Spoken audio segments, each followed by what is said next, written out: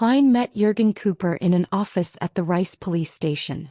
This young senior solicitor was still dressed formally as though he was always ready to go to a posh dinner party. He wore a black double-breasted attire, a white shirt with a stiff collar, a huge bow tie and bright leather boots, which made the policeman act very polite to him. Jürgen held his half-top hat and looked at Klein with his blue eyes while saying, "The formalities are over. You can leave if you pay the bail of £10. Thank you." Klein didn't say anything more, but followed the good-looking but seemingly old-fashioned Jürgen to the police station's financial affairs office that was nearby, where he fished out his wallet and pulled out 2 £5 notes. He was grateful that he had all his cash, £95, on him, or else he might have had to borrow it from his good neighbor Jürgen. Of course, the worst-case scenario would be if he had left the money at home. Klein wasn't certain how much of that would be left after the police searched the scene. Yet he couldn't put it in the world above the gray fog because it was possible that he needed to offer bribes to free himself. At present, many newspapers and magazines were discrediting the police as being unsupervised, violent, corrupt, extortionary, and vicious. Klein didn't dare to believe it fully, but neither did he dare to doubt it. After all, Massault's money could very well end up in the pockets of someone in the police station. After paying the bail, Klein followed Jürgen out of the police station and shivered when hit by the humid, cold wind. "After the case is closed, your bail will be returned to you. Of course, you can't expect them to voluntarily notify you. Yes. In a week, if no one notifies you that your presence is required back at the station, you can come here and ask for your bail to be returned. In theory, you could still get appropriate compensation, if any, from the other party's estate." Jürgen walked over to a carriage parked nearby. The rain that had poured down during the entire day had finally come to a stop, but the crimson moon remained hidden by the dark clouds. The only light that could be seen on the street was from the gas lamps. All right. Klein almost believed that he would have to part with the £10 forever. He couldn't help but calculate how much it cost him to take up Ian's job. He had been paid £5, but many pieces of furniture and tea sets were destroyed at his home. He either had to buy new ones or get someone to repair them for him. With the materials used, the cost of the carriage, and the cost of mending his clothes, the math seemed to imply that he would be losing money. "If I don't manage to get back the £10 worth of bail money, this would be a great loss. Well, the beyonder characteristic left behind by Massault is actually worth quite a bit of money." Klein got into the carriage and frowned slightly. He had always thought that the private detectives who used their own residences as offices would, at most, not be entrusted with anything and wouldn't suffer any losses, but in the end. Klein turned his head to look at Jürgen, who was sitting up straight, and he said with sincerity, "Thank you. Thank you for coming to bail me out. How much should I pay you?" Jürgen nodded very formally and said, "This one's pro bono. I heard from Sergeant Faxine that you were involved in an incident. I believe that we'll have many opportunities to work together in the future. There will be many opportunities to work together in the future." Klein couldn't help but laugh as he said, "Lawyer Jürgen, are you cursing me?" Jürgen shook his head solemnly and said, "No, it's not what you think. It's very common for a private detective to have a fixed lawyer he works with. Sir, you sure lack a sense of humor, even though you look rather young." Klein lampooned before saying with a smile, "Coincidentally, I'm in need of a lawyer to help me draw up an investment contract." "Investment contract?" Jürgen asked in a slightly stunned tone. "I know that this isn't part of the work of a private detective, but I happened to chance upon a good investment opportunity," Klein explained simply. "Lawyer Jürgen, how much would a contract cost according to your usual fees?" "Generally, it's based on the total amount of the contract and the level of ease," Jürgen answered seriously. "The total amount is £100. The terms needed are..." Klein described his needs in detail, including a preemptive right, veto rights, and so on. Jürgen thought hard for a few minutes before saying, £2. "I'll give it to you Monday morning." "All right," Klein said no more regarding the matter. Instead, he began asking Jürgen information about the case that night. On the way back to Minsk Street, Klein took the initiative to pay the carriage's fare of 3 soldi. After bidding farewell to the young but serious lawyer, he walked back to his house. He opened the door, and when he saw the messy scene, his heart winced. He never expected that he would start his detective business with a loss. Just as Klein took off his coat and began working on cleaning up the mess, the doorbell rang. He opened the door in puzzlement and saw Julianne, the maid from next door, in a black and white skirt. "Good evening, Mr. Moriarty. Mr. and Mrs. Sammer wish to invite you over to discuss something," Julianne said with a tone that had traces of fear. "Here it comes. The problem regarding compensation." Klein revealed a smile and said, "All right." He changed into a clean coat and followed the maidservant next door.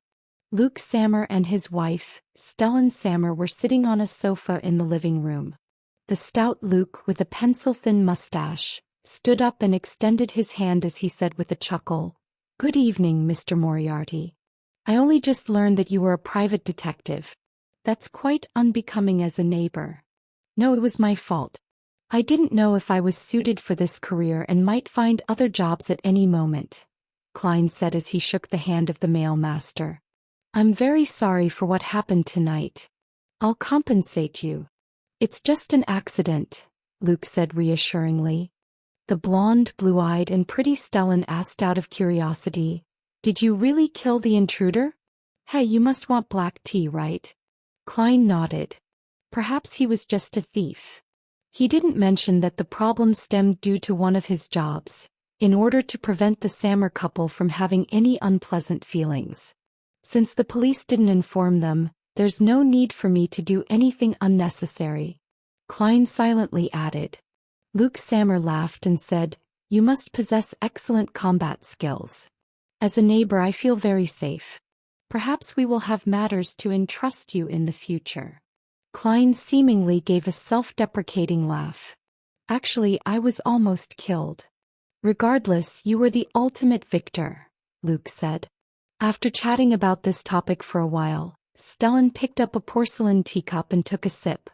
"I'm very curious about how many commissions a private detective receives a week, and how much can they earn?" Klein didn't try to hide anything as he laughed. "It depends on the situation. Just like when there are good and bad harvests in the farms. I earned £5 and 5 soldi last week. But after last night's incident, I might have made a loss." As if she didn't hear the latter half of his words, she continued, "If you can maintain this income, you'll get a pretty good life in Backland's Cherwood district at £5 a week. There's no need to sublet another room, and you can hire a maid to do odd jobs, listen to a symphony every other week, or go to the theatrical opera once. Once a week you can play tennis or squash, join a reading salon and go to a nice restaurant. Of course, if you're already preparing for marriage, you need to save a little money. A weekly salary of £5 is still a little short of being truly decent." "Then what is the required weekly salary to be truly decent?" Klein asked. £7 at least." Stellan lifted her chin slightly. Klein turned to Luke and said casually, "I heard from your wife that you work at Coim, but I'm not sure what its main business is." "Anthracite and charcoal," Luke answered with a smile. "It's no wonder you became a member of the Soot Reduction Association." Klein pondered for a moment and said, "In Backland, how big of a salary does a manager receive?" "It's seldom mentioned in the newspapers and magazines." "Haha. It depends on the industry as well as the actual position's job scope. Backland Bank's best manager earns £5,000 a year, but for me it's about £430 to £440 including bonuses," Luke said casually. "That's about £8 a week. No wonder." Before Klein could open his mouth, Stellan Samuel grumbled, "Actually, we could have lived in the suburbs and I'll have a garden and a lawn. Luke would then be able to have a stable and buy a new carriage and the 2 foals he's been eyeing all this time, but he would waste too much time on his commute to work. That would be even more valuable. A new carriage including horses costs about £100. £8 a week is indeed impressive. Unfortunately, it hasn't been long since I had a pay rise when..." Klein could only smile in response. After exchanging a few more pleasantries, he bade farewell and left, sighing to himself in his heart. Mr. and Mrs. Sammer are still considered nice. If I had a mean landlord, I'd have had my deposit deducted and refunded and be asked to get lost after what happened tonight. After returning home, Klein began laboring. He wasn't in a hurry to go above the gray fog to examine the warm current on the back of his hand, nor was he in a hurry to do divination because he was afraid that the military special department was still keeping tabs on him. He decided to go to the bar which Ian had described tomorrow night to buy a gun so as to deal with people who might assault him recklessly in desperation. Klein even planned to find the means to hire a bodyguard, a powerful Beyonder bodyguard. This was so that first he could take advantage of the opportunity to contact Beyonder circles without exposing himself, and second, it was because he was also afraid that the ambassador's next assailant would have the ability to hide from the military special department. Although it was a slightly comical thing for a Sequence 8 Beyonder, a vengeful evil spirit in hiding, to need a bodyguard as safety was of paramount importance to Klein. If the price is too high, I'll blow the copper whistle for Mr. Azek, which of course might be more dangerous. I don't know much about sealed artifact 0-08. After cleaning up the house, Klein silently muttered. After the purification ceremony ended, the man in the white mask said to Zio and Furs, "No matter what kind of sinister spirit it is, it has already been exorcised by me. If it has reached the level of an evil spirit that I'm unable to exorcise, it should have given a response." However, there was none. As he spoke, he poured the water which had condensed on the emblem of the sun into a small metal bottle and handed it to Zio. "Sprinkle it in your room to ward off any remnants." "Thank you." Zio paid him while feeling the pinch, but she felt a lot more relaxed. Moments after she returned to the living room with Furs, the attendant delivered a note to them. "Miss Arbiter, who has just bought the sheriff formula, would you mind having a chat in the study? I might have what you need." "Who? How did that person know that I purchased the sheriff recipe?" Zio's dark green pupils contracted as she surveyed her surroundings in astonishment, but she didn't see anyone suspiciously watching her. "According to Mr. A, the transactions here should be very safe and confidential here." Finally, Zio couldn't help but look at the single sofa where Mr. A, whose face was covered by a hood, sat. He was still quietly sizing people up without revealing anything odd. She nudged Furs with her elbow and whispered, "Should I go?" Furs took the piece of paper, glanced at it and replied without hesitation, "Go, at least you still have Mr. A watching. No one would dare to do anything to you, so you can take the opportunity to find out what the other party's goal is. Who knows? You might actually obtain the potion materials you want as a result." "That makes sense." Zio, who was a very proactive person, immediately nodded to the attendant, followed him to the study and finally put on a hooded robe. "This hood can cover my entire face, so much so that I can't see the path in front of me." Having worn the hood, Zio opened the door and saw a man dressed in a tuxedo sitting behind a desk. The man wore a golden mask that revealed his eyes, nostrils, mouth and cheeks, but it was impossible to identify him. The light brown eyes behind the golden mask shifted as the man pointed to the chair opposite the desk and said, "Have a seat." His voice was deliberately hoarse. Otherwise, there was nothing special about it. Zio closed the door to the study, stuck her chest out and raised her head, and sat down in the designated position without feeling intimidated. She then asked, "Do you have the main ingredients for the sheriff potion?" The masked man chuckled and said, "Yes, I have the eyes of a terror demon worm and the right palm of a silver war bear. In fact, that sheriff potion formula you bought was sold on my behalf." No wonder. Zio was often mocked as a brainless person by her good friends. But to survive in the circle of Beyonders, in the gangs of the East Borough and among the poor, she wasn't a completely reckless person. She had the intuition for danger that was akin to a wild beast. She asked in a deep voice, "Why are you doing this?" "To select suitable helpers."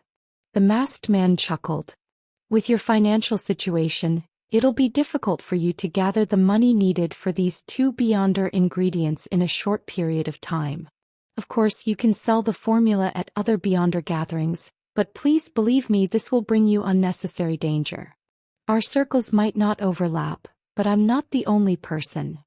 Zio frowned and said, since you have such a massive organization and possess the formulas to the sheriff and arbiter potions, why do you need my help? There are certain matters we do not wish to deal with ourselves. There are many reasons, but there's no need for me to tell you that. And every arbiter that embarks on the journey as a Beyonder by themselves has, more or less, some connection with the aristocracy. This is something we need, the masked man explained simply. It seems like he doesn't know about my origins, nor is he aware of my reputation in the East Borough. Zio relaxed a little. The masked man continued, just treat it as additional missions beyond the Beyonder gatherings. I will give you some missions and pay you with the corresponding rewards. If you feel that it's dangerous, you can reject them. This is a fair and free trade. Once you save up enough money, you can purchase the ingredients from me. This Zio, who was still struggling with her financial situation, suddenly had her heart stir. She continued, acting reserved for 9 seconds before she said, as long as I have the right to reject missions, I can consider it. No problem. The masked man laughed. We can agree on where and how we'll meet in the future. To make you feel at ease, we'll concede the right to decide the details to you. All right. Although Zio was still baffled and didn't understand why the other party was offering her missions to perform, she still agreed. At the very least, she couldn't identify any obvious dangers at the moment. Klein busied himself with buying chairs and tea sets and mending his clothes the whole of Sunday. He spent a total of £6.9 solely to restore the living room, the dining room and himself to their original states. What a loss. I hope that the police department compensates me for my losses from Massault's estate. Sigh, the chances are slim since it's at best just a portion. Klein placed the invoices and receipts neatly in place, waiting for them to be used in the future. Of course, in terms of income alone, he had made quite a killing. Massault's Beyonder characteristic was worth at least £300 or more. The premise of all of this was that Klein had access to a circle of Beyonders. After dinner, dressed in a turtleneck sweater, a solid-colored sweater, a grayish-blue worker's coat, and a cap, Klein went out once again and made 2 transfers before arriving at Iron Gate Street in the area of the Backland Bridge. He saw Braveheart's bar after taking a few steps. He saw a seemingly heavy black wooden door and a nearly 2-meter-tall brawny man with his arms folded. The brawny man sized up Klein, but he didn't stop him from pushing open the door, but his throat moved when he heard the cheers inside. This was when the bar was experiencing its peak business. Before Klein even entered, he felt a heat wave engulf him. He could smell the strong aroma of malt beer and hear a din. Unsurprisingly, he saw 2 stages in the middle of the bar. One of them was having a rat baiting with dogs competition, and the other stage had 2 boxers patiently waiting for the fight to begin. The aroma of alcohol mixed with the smell of sweat emanated. Klein lifted his gold-rimmed glasses and pinched his nose. While protecting his belongings, he squeezed his way to the bar counter. Before the bartender could say anything, he said, 1 glass of Southville beer. This was the best beer that the Lone Kingdom produced. 5 pence, the bartender replied like clockwork. Klein took out a handful of coins and counted out 5 pence before handing them over in exchange for a large wooden cup of golden beer. The aroma of the beer was alluring. In front of it, many beers can't even be called alcohol and can only be considered as beverages. The bartender chuckled. Klein lifted up the cup and took a swig. It was cool and refreshing, first bitter and fragrant, but later the flavor of malt burst out. It had a slightly sweet aftertaste. After putting down the cup, he looked at the tiny white bubbles and took the opportunity to ask, "Where's Casper's Kalinin?" The bartender stopped wiping the glass in his hand as he looked up and observed Klein for a few seconds before pointing to the side. "Billiard room 3. In the spirit of not wasting anything, Klein carried the cup and walked to the third billiard room. With just a light tap, he allowed the door to creak open. The two men inside stopped and looked towards the door. "I'm looking for Kaspers Kalinin." Amidst the silence, Klein hurriedly added, "Old geezer introduced me." Upon hearing this, a 50-year-old man with a big nose and a linen shirt said in a deep voice, "Come in." He had a huge twisted scar running from the corner of his right eye to the side of his mouth, and his nose was a typical brandy nose, one that almost completely red. Klein slowly walked in with the cup in his hand and saw that Kaspers's billiard opponent had put aside his cue stick like clockwork and left the room before closing the door behind him. Kaspers Kalinin hobbled over and asked, "What do you want?" "A powerful custom revolver and 50 rounds. Klein took another sip of his Southville beer. £3 10 solely. Kaspers gave the price. "This will definitely be more expensive than a regular weapons store. The price includes the risks I have to undertake." "Deal." Klein took 5 £1 notes he prepared from his trouser pocket and counted them. Kaspers checked for the note's authenticity before nodding. "You're more straightforward than you look. Give me 5 minutes. He put the notes on the billiard table, leaned against a crutch and limped to the door. After watching Kaspers leave, Klein glanced back at the currently trendy billiards and found it to be very similar to snooker on Earth. "It must be you, Emperor Roselle." He nearly lost his composure and laughed while shaking his head. After a short wait, Kaspers pushed the door open and entered, carrying a package wrapped in brown paper and 2 5 solely notes. Klein took the money and the item and opened it on the spot. His eyes caught the long silvery barrel of a revolver. The grip seemed to be made of walnut wood. In addition to that, there were 50 glistening rounds neatly placed in the box. Klein tried the empty gun, loaded 5 rounds, stuffed the revolver into his armpit holster he bought some time back. Then he gathered up the remaining bullets and looked up at Kaspers. He deliberated and asked, "If I wish to hire a good bodyguard, who should I look for?" "A very good one, the kind that exceeds human limitations." Kaspers rubbed his red nose and his eyes turned cold. He carefully examined Klein for 2 minutes, using his silence to create a terrible sense of oppression. "I can make the query for you, but there's no guarantee that someone will accept this mission. He seems to know more than one beyonder." Klein smiled and said, "No matter what the result is, please allow me to express my gratitude in advance." Kaspers put away the bills on the billiard table and walked out again. It was a full 10 minutes before he returned to his room. And by then Klein had already finished his huge cup of Southville beer out of boredom. "He wants to meet you before making a decision," Kaspers said in a deep voice. "No problem. I would also determine the difficulty of the mission if it were me."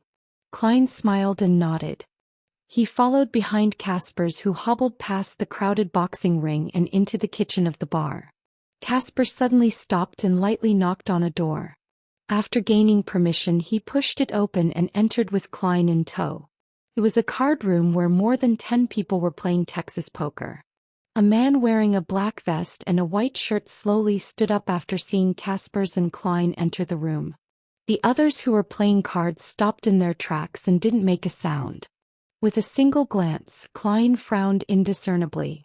Apart from the man that had stood up, he noticed that all the other players had an indescribable sense of strangeness to them. Their faces were pale and their eyes were like those of wild beasts. Tapping his left molar twice, Klein secretly activated his spirit vision. His muscles tensed up abruptly, and he almost couldn't control his expression because the auras of those players were dark black. That meant that, apart from the man who stood up, the 10+ people playing cards were all dead. No, they weren't just dead, as the dead had no aura colors. These were all zombies. The feeling of rotting came over him, and the man in the white shirt and black vest walked in front of Klein. His face was equally pale, and there seemed to be deep malice in his eyes.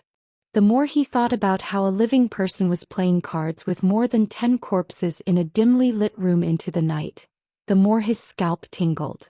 Klein suppressed his instinctive fear and looked at the pale face, the malicious brown eyes, and the man who was about 28 years old that suffused madness. He pretended to be intimidated by the man's dominance and took a step back. During this time, Kaspers left the room and closed the door. The man asked in a deep voice, "You're the one looking for a bodyguard?" "Yes." Klein gulped deliberately. The man's strangeness made him feel fear, but it also brought him peace of mind. The stronger the bodyguard, the safer he would be. The pale-faced man in the black vest lifted his chin and asked, "Why are you looking for a bodyguard? How much are you willing to pay for this?" Klein didn't answer straight away. He thought for nearly 20 seconds before saying, "I'll tell you the details of the mission first. Give me a price after you assess it. If I can pay for it or if I have an item of equivalent value, we would have ourselves a deal. Otherwise, I can only give up and look for someone else." The fierce-looking man didn't say a word. Instead, he nodded as a gesture for Klein to recount his story. Klein deliberately looked at the zombies, treating them as normal card players. Then he gave the man an inquisitive look, saying, "Before I answer, do you want to kick these guys out of the room?" "There's no need for that," the pale-faced man said in a deep voice. Klein hesitated for a moment, then honestly said, "I offended a big shot who might have a country supporting him." The room suddenly turned still and silent. The man, who had a hint of madness and malice in his eyes, froze on the spot as if he had turned into a plaster statue. After nearly a minute he slowly said, "This mission is priceless. Get out." Klein didn't manage to react until the man turned and walked back to the card table. Only then did he realize that there was no deal. You played cards with a bunch of living corpses in the room and presented yourself as a person of high standing and strength. Yet you were scared off just like that. You're clearly a little crazy. Klein didn't know whether to laugh or cry as he added, "The big shot doesn't have that much freedom in Backland." The man in the black vest ignored him and sat down again. The zombies began to hand out cards, look at their cards and throw out chips. Klein exhaled and backed out of the room only to see Kaspers Kalinin. He had been waiting outside with his brandy nose and hideous wound. "We didn't come to an arrangement." Klein threw up his hands. Kaspers didn't show a look of surprise as he pondered for a few seconds before saying, "Did he request too high a price?" "No, he finds the mission too difficult."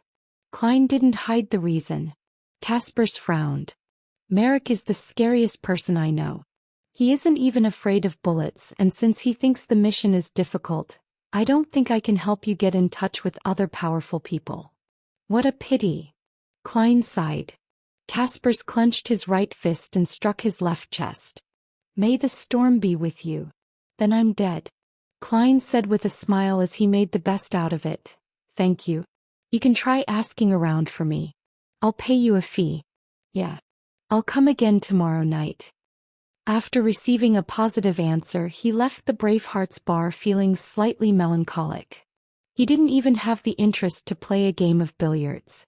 Was I being too honest? If I described the mission in a way that sounded simpler, Merrick would have agreed. I just wonder how much money he would ask for. It's not my style to let someone else face the danger for me through deceit. As a Beyonder, if I constantly go against my heart's true thoughts and my own principles, then I probably won't be far from losing control. Feeling mixed emotions, Klein changed carriages and returned to Minsk Street.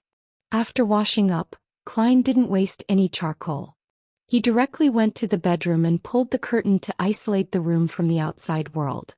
On the way back, he carefully thought for a while and discovered that the possible danger wasn't something that couldn't be resolved.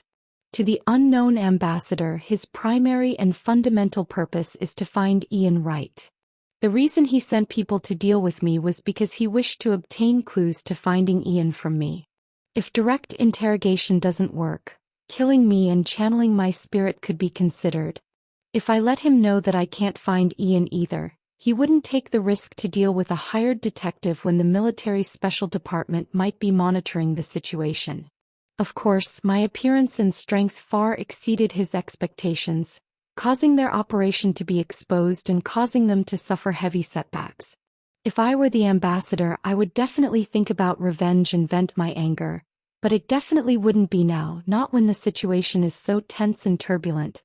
Yes, this is building on the premise that the ambassador has brains, and he isn't a good-for-nothing who got to his position through connections and only knows to act rashly.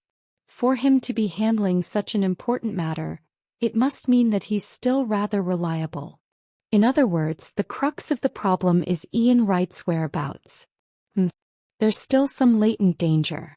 Would the ambassador reveal to the military special department that Massault is a beyonder after his failure? That would make them find my strength questionable and use them to retaliate against me. This can be done easily with an offhand remark with no difficulty involved. I have to be on my guard. Klein analyzed his situation and suddenly had the urge to kill the unknown ambassador. However, just the thought of powerful beyonders around him left him depressed. I wonder if the messenger can accept my delegations without Mr. Azek's permission. Probably not. Should I pay close attention to this matter and find an opportunity to silence him? Since he sent someone to kill me, I wouldn't feel any psychological burden from killing him. Yes, I can consider setting a mission for the Tarot Club. Let's see if Miss Justice and Mr. Hanged Man have any solutions. Perhaps a large sum of money can tempt that Mr. or some other powerful beyonders. Klein suddenly had an idea came to him as he thought of the Tarot Club. With this idea in mind, he calmed down a lot. He found some paper and a pen and wrote the divination statement, Ian Wright's whereabouts.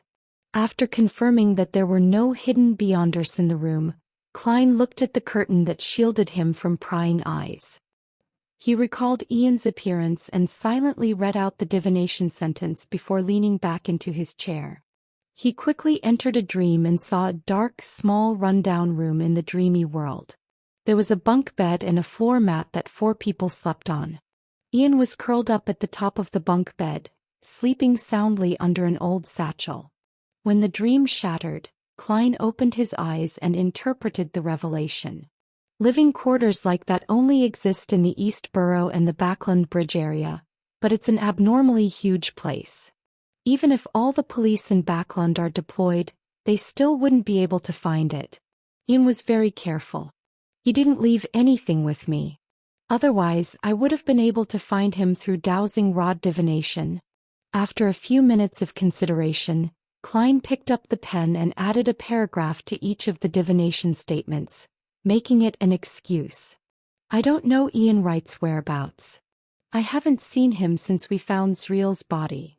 That piece of paper was left on the desk with a pen pressed against its edge. After all was done, Klein got up and went back to his bed, making a quick, less obvious flick of the coin to make sure that no one was watching him. After obtaining a negative answer, he quickly took 4 steps counterclockwise, chanted the incantation, and entered the world above the gray fog.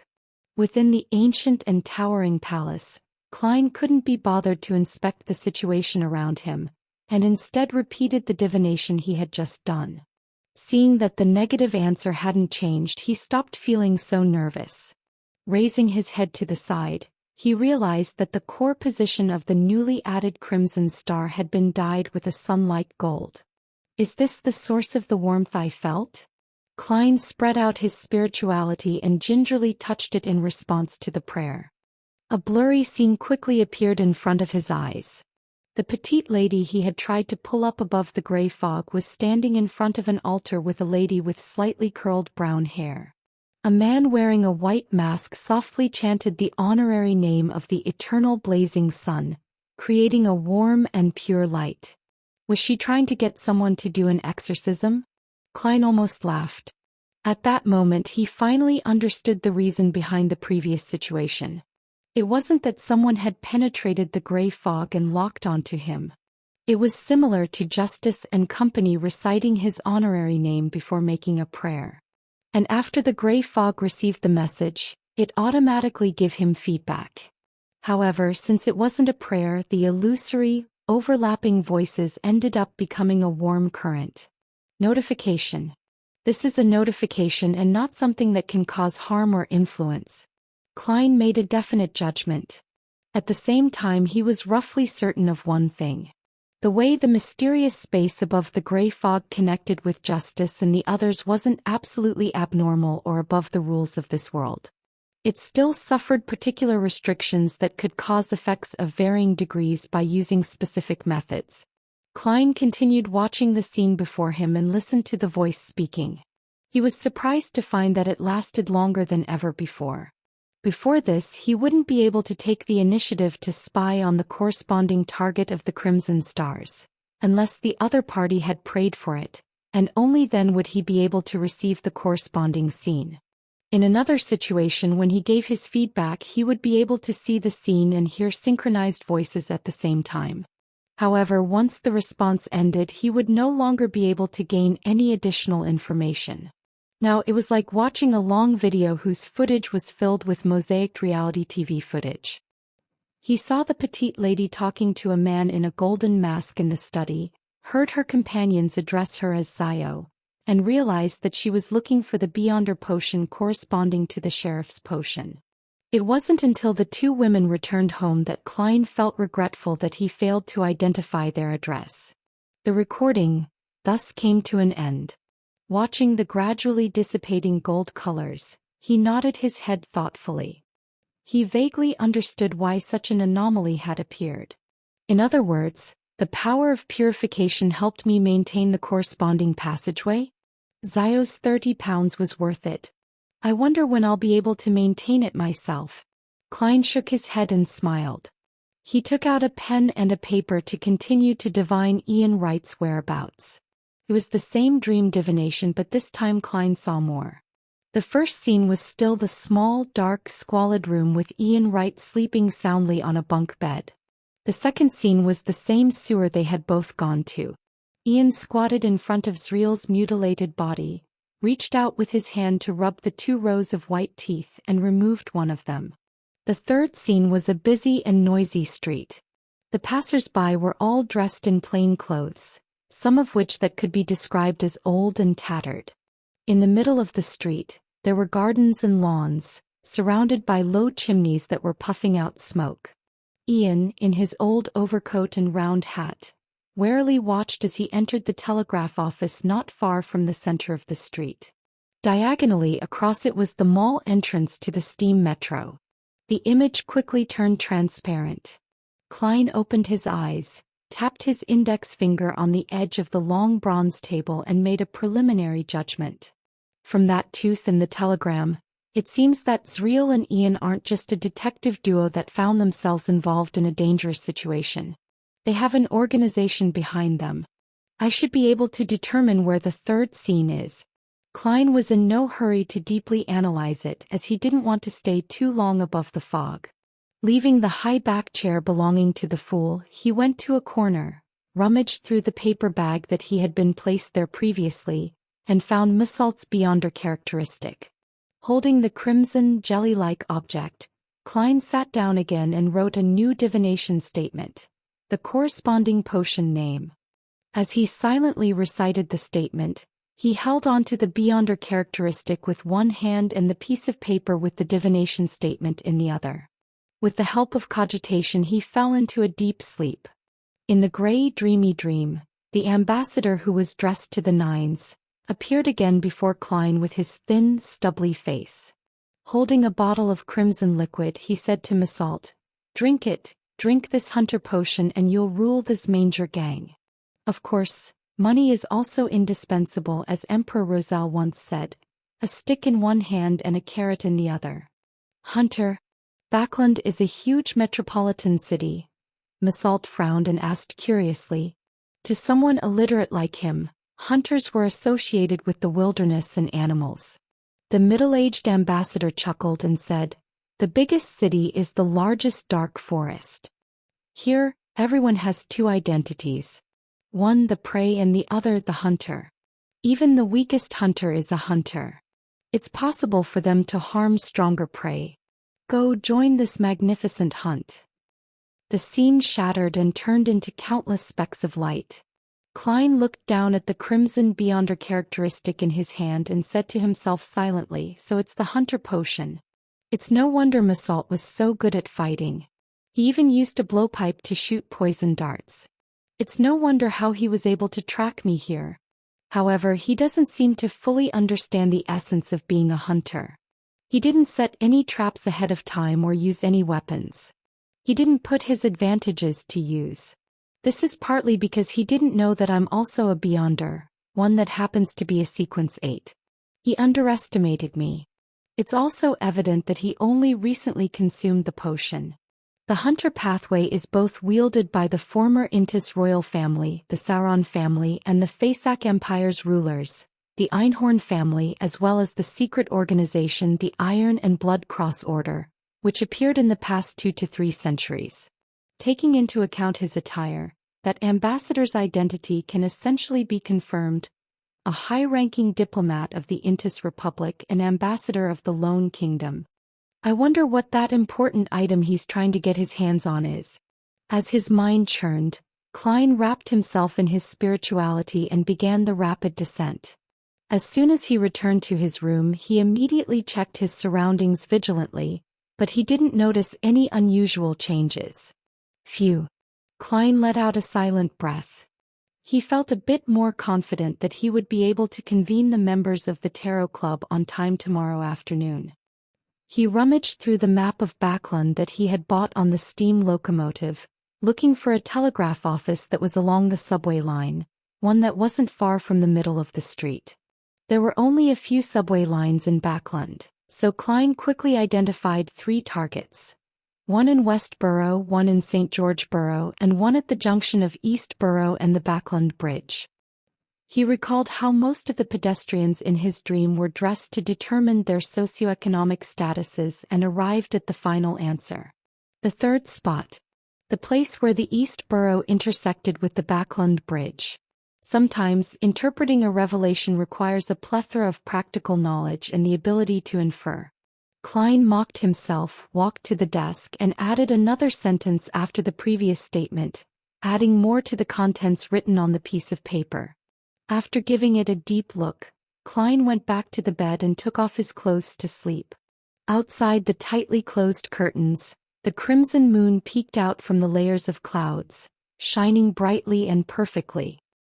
In a house at Hillston Borough, Furs, who didn't sleep with Sayo, sat up suddenly and put her hands to her head. Her relatively pretty face was extremely twisted as if she was a devil. Furs pressed against her ears and constantly tossed about in bed, as though she was resisting the illusory muttering. Sweat trickled down her forehead and veins bulged on the back of her hands. Her body randomly tensed up or rolled. Her originally teasing and languid pale blue eyes were filled with pain. In the depths of those pupils, countless layers of light and shadow seemed to appear. No.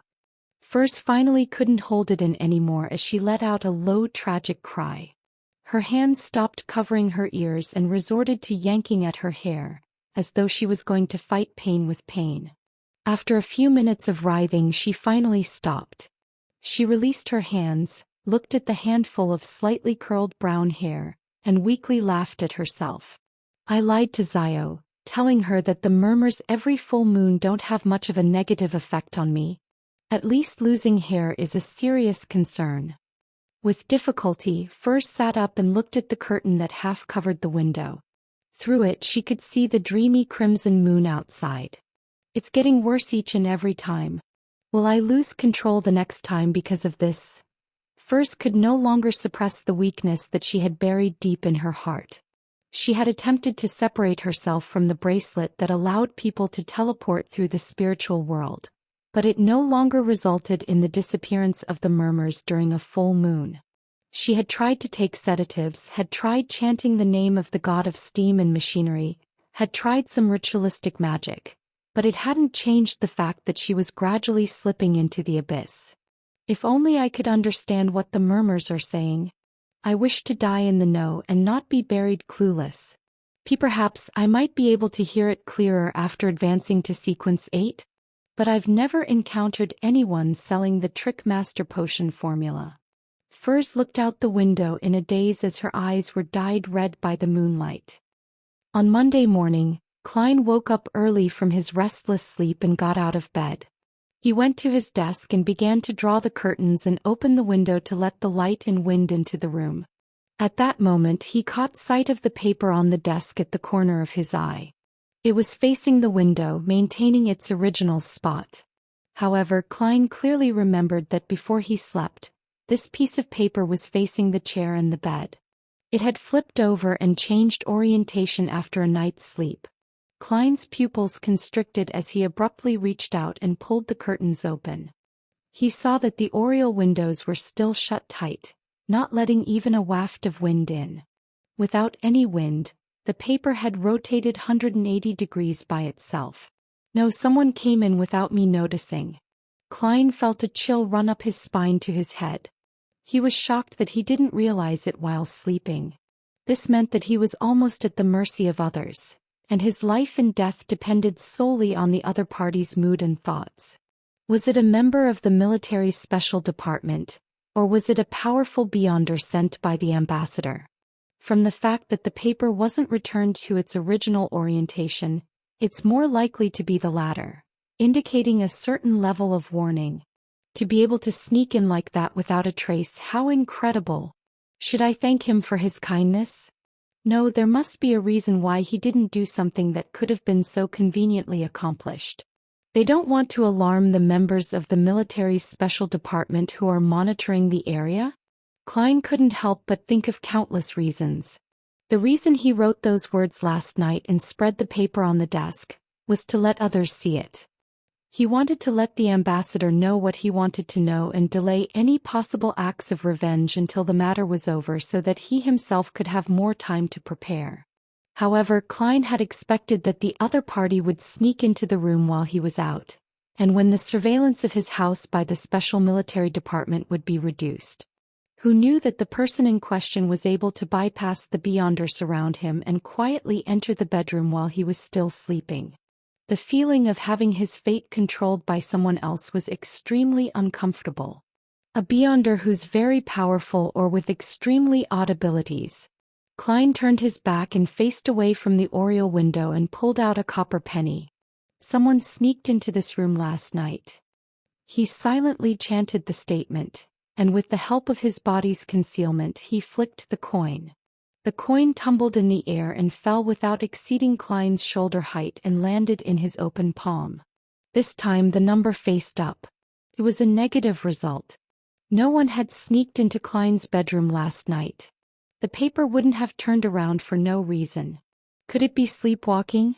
No, I can even stay awake after the captain invaded my dream. Klein suddenly frowned and thought of two possibilities. First, the divination was disrupted and resulted in misleading results. 2. The one who sneaked in was not human. Klein was in no hurry to confirm his general assumptions. He pretended that nothing had happened and turned the page so that it faced him. The information he wrote about Ian Wright was completely true. He would still get a positive answer even if he used divination techniques to confirm. Therefore, he believed that the people under the ambassador's charge would follow this investigation's trail and gain something in return. It was unlikely that they would have the motivation to seek revenge on him for the time being. Similarly, he would continue to spread the paper out on his desk for the military's special department who were monitoring him. It would direct their attention away from him as they shifted their focus to Ian Wright. It would then be a race against time to find him before the ambassador. This way Klein would be even safer. Feels like I'm walking on a tightrope. Is this a clown's special trick? He shook his head in amusement. He opened the oriel window hoping to take in the fresh morning air, but there was thick, choking smog outside that made him quietly close the windows. Pressing down the paper with Ian's information with an ink bottle, Klein went to the closest bathroom and quickly washed up. He then picked up the black double-breasted suit and the half-top hat that hung from the rack and walked all the way to the first floor. He had an appointment with lawyer Jurgen for breakfast today. Pulling his black silver inlaid cane from the umbrella stand in the foyer, Klein walked along the edge of the street in a thick fog that provided visibility of no more than 10 meters until he reached 58 Minsk Street. He rang the doorbell of the dark house. As the clanging sound echoed, a black green-eyed cat with a raised tail suddenly appeared in his mind. Brody the black cat walked straight to the door. After preparing itself for 2 seconds, it leaped up and grabbed the handle of the door. Then it inevitably fell and twisted the handle with its weight and opened the door. With a creak, the morning wind blew in and the door slowly opened. Brody the black cat glanced at Klein haughtily as it walked to the side. "What a clever cat," Klein praised as he faced the old lady Doris in her white apron. Doris laughed as her wrinkles eased. "It depends on its mood. Most of the time it acts stupid as though it doesn't know what you're talking about. Oh, I've prepared my best bean turnip soup for you. Eat it with bread." Bean turnip soup. Sounds like something randomly mashed together. Klein smiled. "I'm looking forward to it." The lawyer came out of the bathroom. Even at home, regardless if he had just woken up, he was dressed to the nines. His white shirt was ironed and his brownish-yellow vest was tightly fitted, the lines of his trousers appearing to be freshly ironed. "The contract you wanted is complete. Check to see if there are any omissions." Jürgen's blue eyes swept over. He didn't make small talk as he went straight to the point. His brown hair was neatly combed back, and the sheen from the pomade was unmistakable. "All right." Klein leaned his cane, took off his hat and coat and followed Jürgen into the study on the first floor, where he received a thick contract. He stood there casually flipping through it. The more he read, the more his head hurt. In the end, he only skimmed through the key clauses.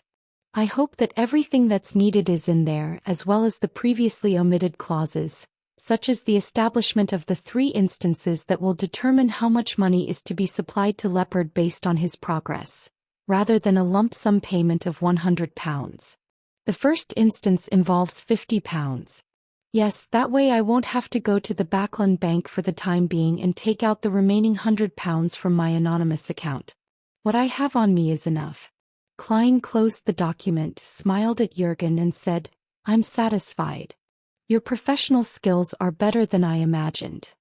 As he said that, he took out 2 £1 notes that he had prepared. Jürgen took the money, gave Klein the remaining contracts and said in a serious tone, "If an error is made during the signing, there are 2 extra copies. Remember to shred the remaining contracts when everything is over." The current iteration of shredding machines was a hand-cranked mechanical shredder. Klein was about to nod his head, when Mrs. Doris suddenly shouted from the dining room, "Good lads, it's time for breakfast." "My grandmother's hearing has deteriorated," Jürgen explained as he invited Klein with a hand gesture. Klein followed him into the dining room and saw that Mrs. Doris had scooped out a spoonful of yellow and green liquid from a black pot and poured it onto the corresponding plate. "Here, try the bean turnip soup. Here's your bread." Mrs. Doris smiled and pointed to the suspicious pile of food. Klein looked at Jürgen, who looked even more serious than before. His heart skipped a beat.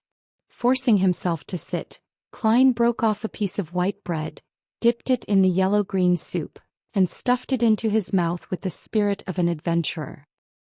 He was surprised to find that the flavor was actually quite good.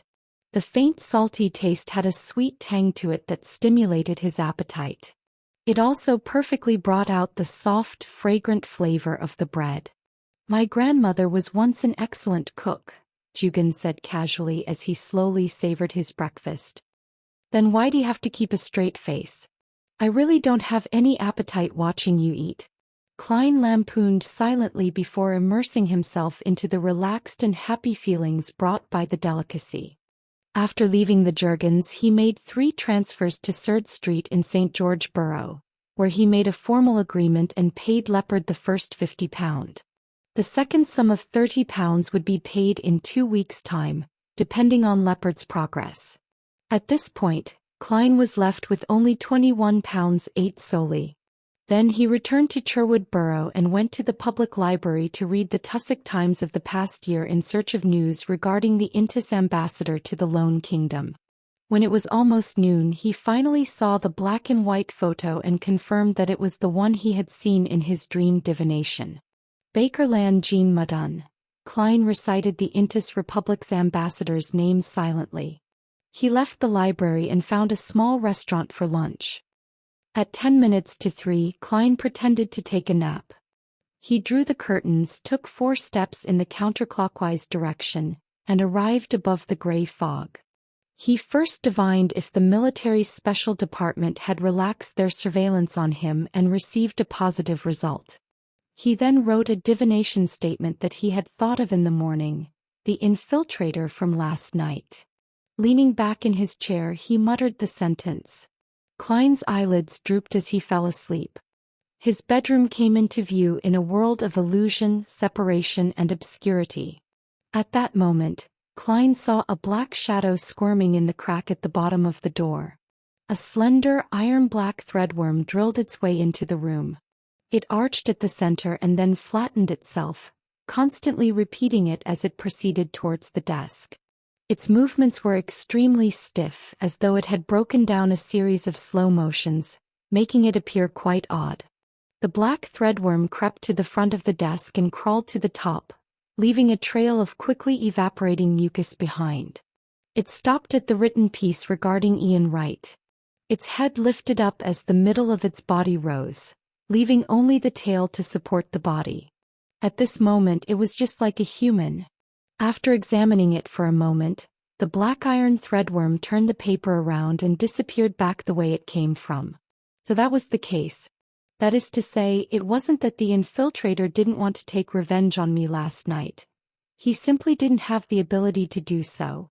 Unless this iron-black threadworm is highly venomous. Klein nodded in enlightenment. He then used divination and obtained confirmation that the Beyonder who manipulated the black iron threadworm had done so under Ambassador Bakerland's orders. After doing all of this, he completely covered the paper bag in the corner with gray fog and sent a message to the son, Derek. When the hands of the pocket watch were in place, Klein pulled in Justice, the Hanged Man, and the Sun at the same time. This week's Tarot Club happened as scheduled. The familiar gray fog and blurry human silhouettes appeared.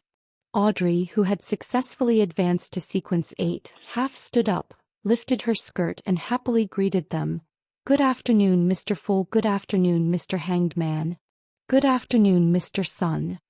Klein, who had activated his spirit vision earlier, noticed the change in the surface layer of the astral projection in the depths of Miss Justice's ether body with the help of the gray fog's uniqueness. With a chuckle he said, "Welcome, our Miss Telepathist." Audrey smiled reservedly and said a few words of humility before turning to face the person across her. "Mr. Hanged Man, you should be handing this week's 6 pages. Perhaps when Mr. Fool reads it he will think of something and shares with us a little more of his general knowledge." The corners of her mouth curled up in anticipation. Alger nodded and began to produce the 6 pages of Roselle's diary with Klein's help. Previously he had thought about consulting the Fool about whether he should directly submit the rest of the diary via a sacrifice.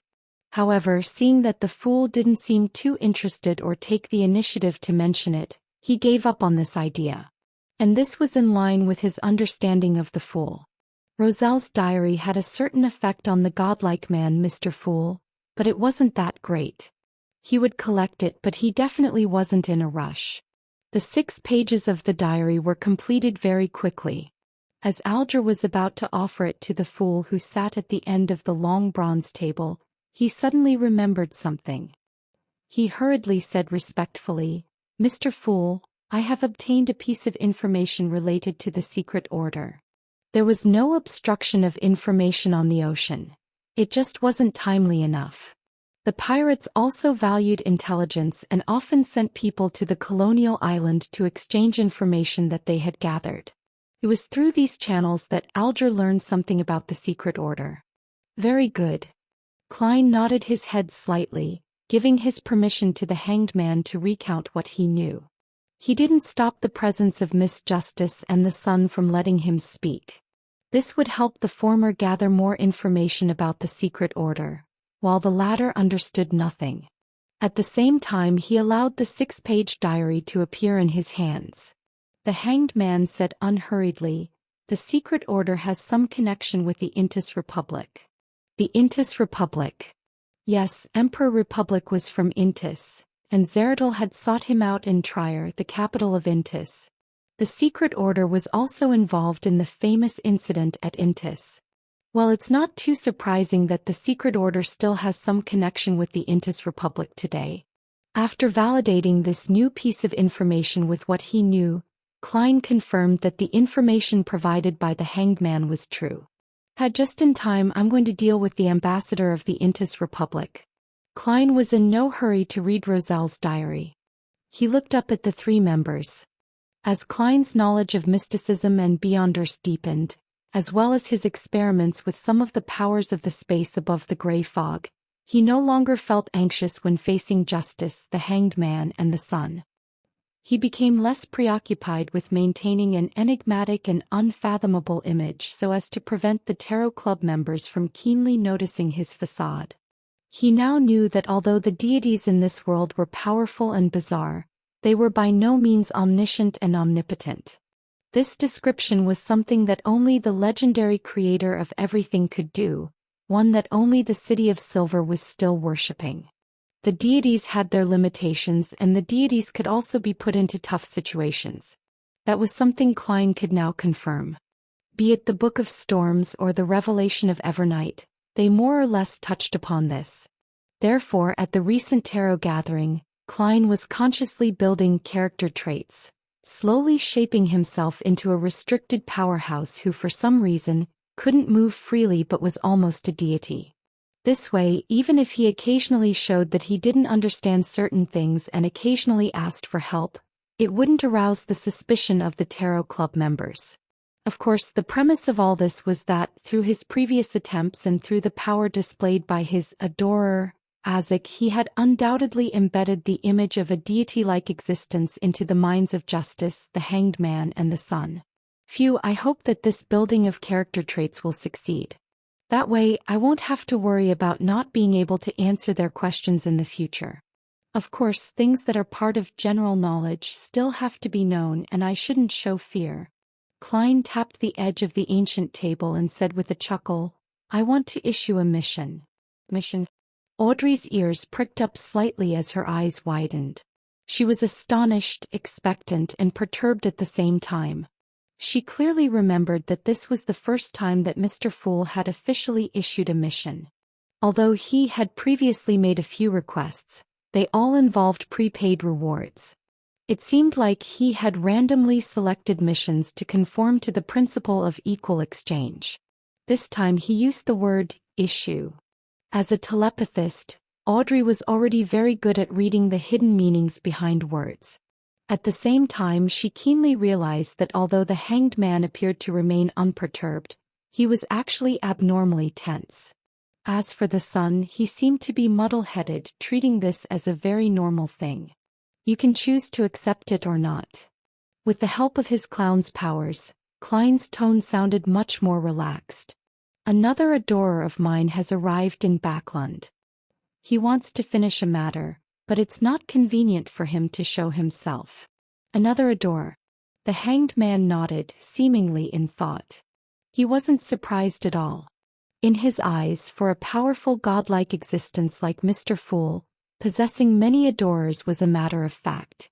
I wonder what the sequence number of Mr. Fool's adorer is. Well, I still owe his previous adorer a reward. Even though Mr. Fool's reward was paid by Mr. Hanged Man, and he doesn't really care about money, I did pray for help at that time. Furthermore, Rear Admiral Hurricane was killed by that adorer. His adorer would still need some funds for their activities. Audrey thought with some guilt. Frankly speaking, 30,000 gold pounds and a large plantation was an enormous amount of wealth to her. But that alone didn't have any significant effect on her life. It's good having it, but it didn't matter if I didn't. Well, I might feel the pinch a little. Audrey nodded to herself earnestly. As a teenage girl who wasn't considered an adult yet, ignoring the large plantation, she actually didn't have absolute control over the remaining 30,000 pounds. She could only go with her father's arrangements, purchasing some stocks from Backlund Munitions Corporation and invest in a company that was attempting to spin off some of the technology in ironclad warships for commercial ships. The amount she ultimately received and could be used as an allowance was only 5,000 pounds. However, her fixed annuity had increased by at least £2,000 from its original range of £15,000 to £25,000. Seeing that Justice and the others hadn't spoken, Klein issued the mission. The task he wants to be completed is the assassination of the Intis Republic ambassador to the Lone Kingdom, Bakerland Jean Mudun. Assassinate the Intis Republic's ambassador? Audrey lost her composure as she asked in surprise. This would cause conflict between the two countries and might even be an act of war. As a qualified aristocratic lady, her first thought was about international foreign affairs. As for why Mr. Fool didn't do so himself, she found the answer obvious. Which mighty figure would always be helping their subordinates? After the kingdom suffered defeat at the east coast of Balam, the king didn't personally set off. At most, the general would be replaced and new troops deployed. Rumor has it that His Majesty wanted to set off for the front line, but was stopped by the nobles and officials. Alger was only mildly surprised by the task. His focus was on another matter. Mr. Fool is indeed unable to strongly interfere with the real world. My guess is right. I wonder to what extent can he influence us after establishing our connection. Can he easily take one's life away? Alger, a little pleased with himself, began to let his thoughts wander. Derek blanked out listening to the conversation. What's the Intis Republic? What's an ambassador? These words sound so strange in Jotun. Klein swept his gaze around and maintained his casual attitude. Which one of you is willing to accept this mission? What kind of reward do you want? I can't convince myself to kill an innocent man for no reason. And it could very well lead to a disaster caused by war. Audrey, who wanted to raise her hand, hesitated. Just then, the hanged man chuckled and said, I've heard that this Ambassador Bakerland is also the intelligence chief of the Intis Republic in the kingdom. He secretly supports bloodshed, planned a number of incidents that destroyed the relationship between the nobility and the rich, and spread rumors to incite the public into standing against the government. He seemed to notice the hesitation in Justice, so he described the dark side of Bakerland in detail. Then he added, I'm not sure if the ambassador is a Beyonder, but there are many clues that suggest he may very well be. He has quite a number of Beyonders around him, Beyonders that come under the Intis intelligence web.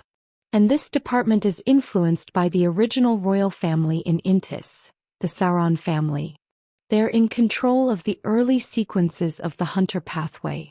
Moreover, the possibility of a war between the two countries depends only on whether or not the upper echelons of both sides want to fight.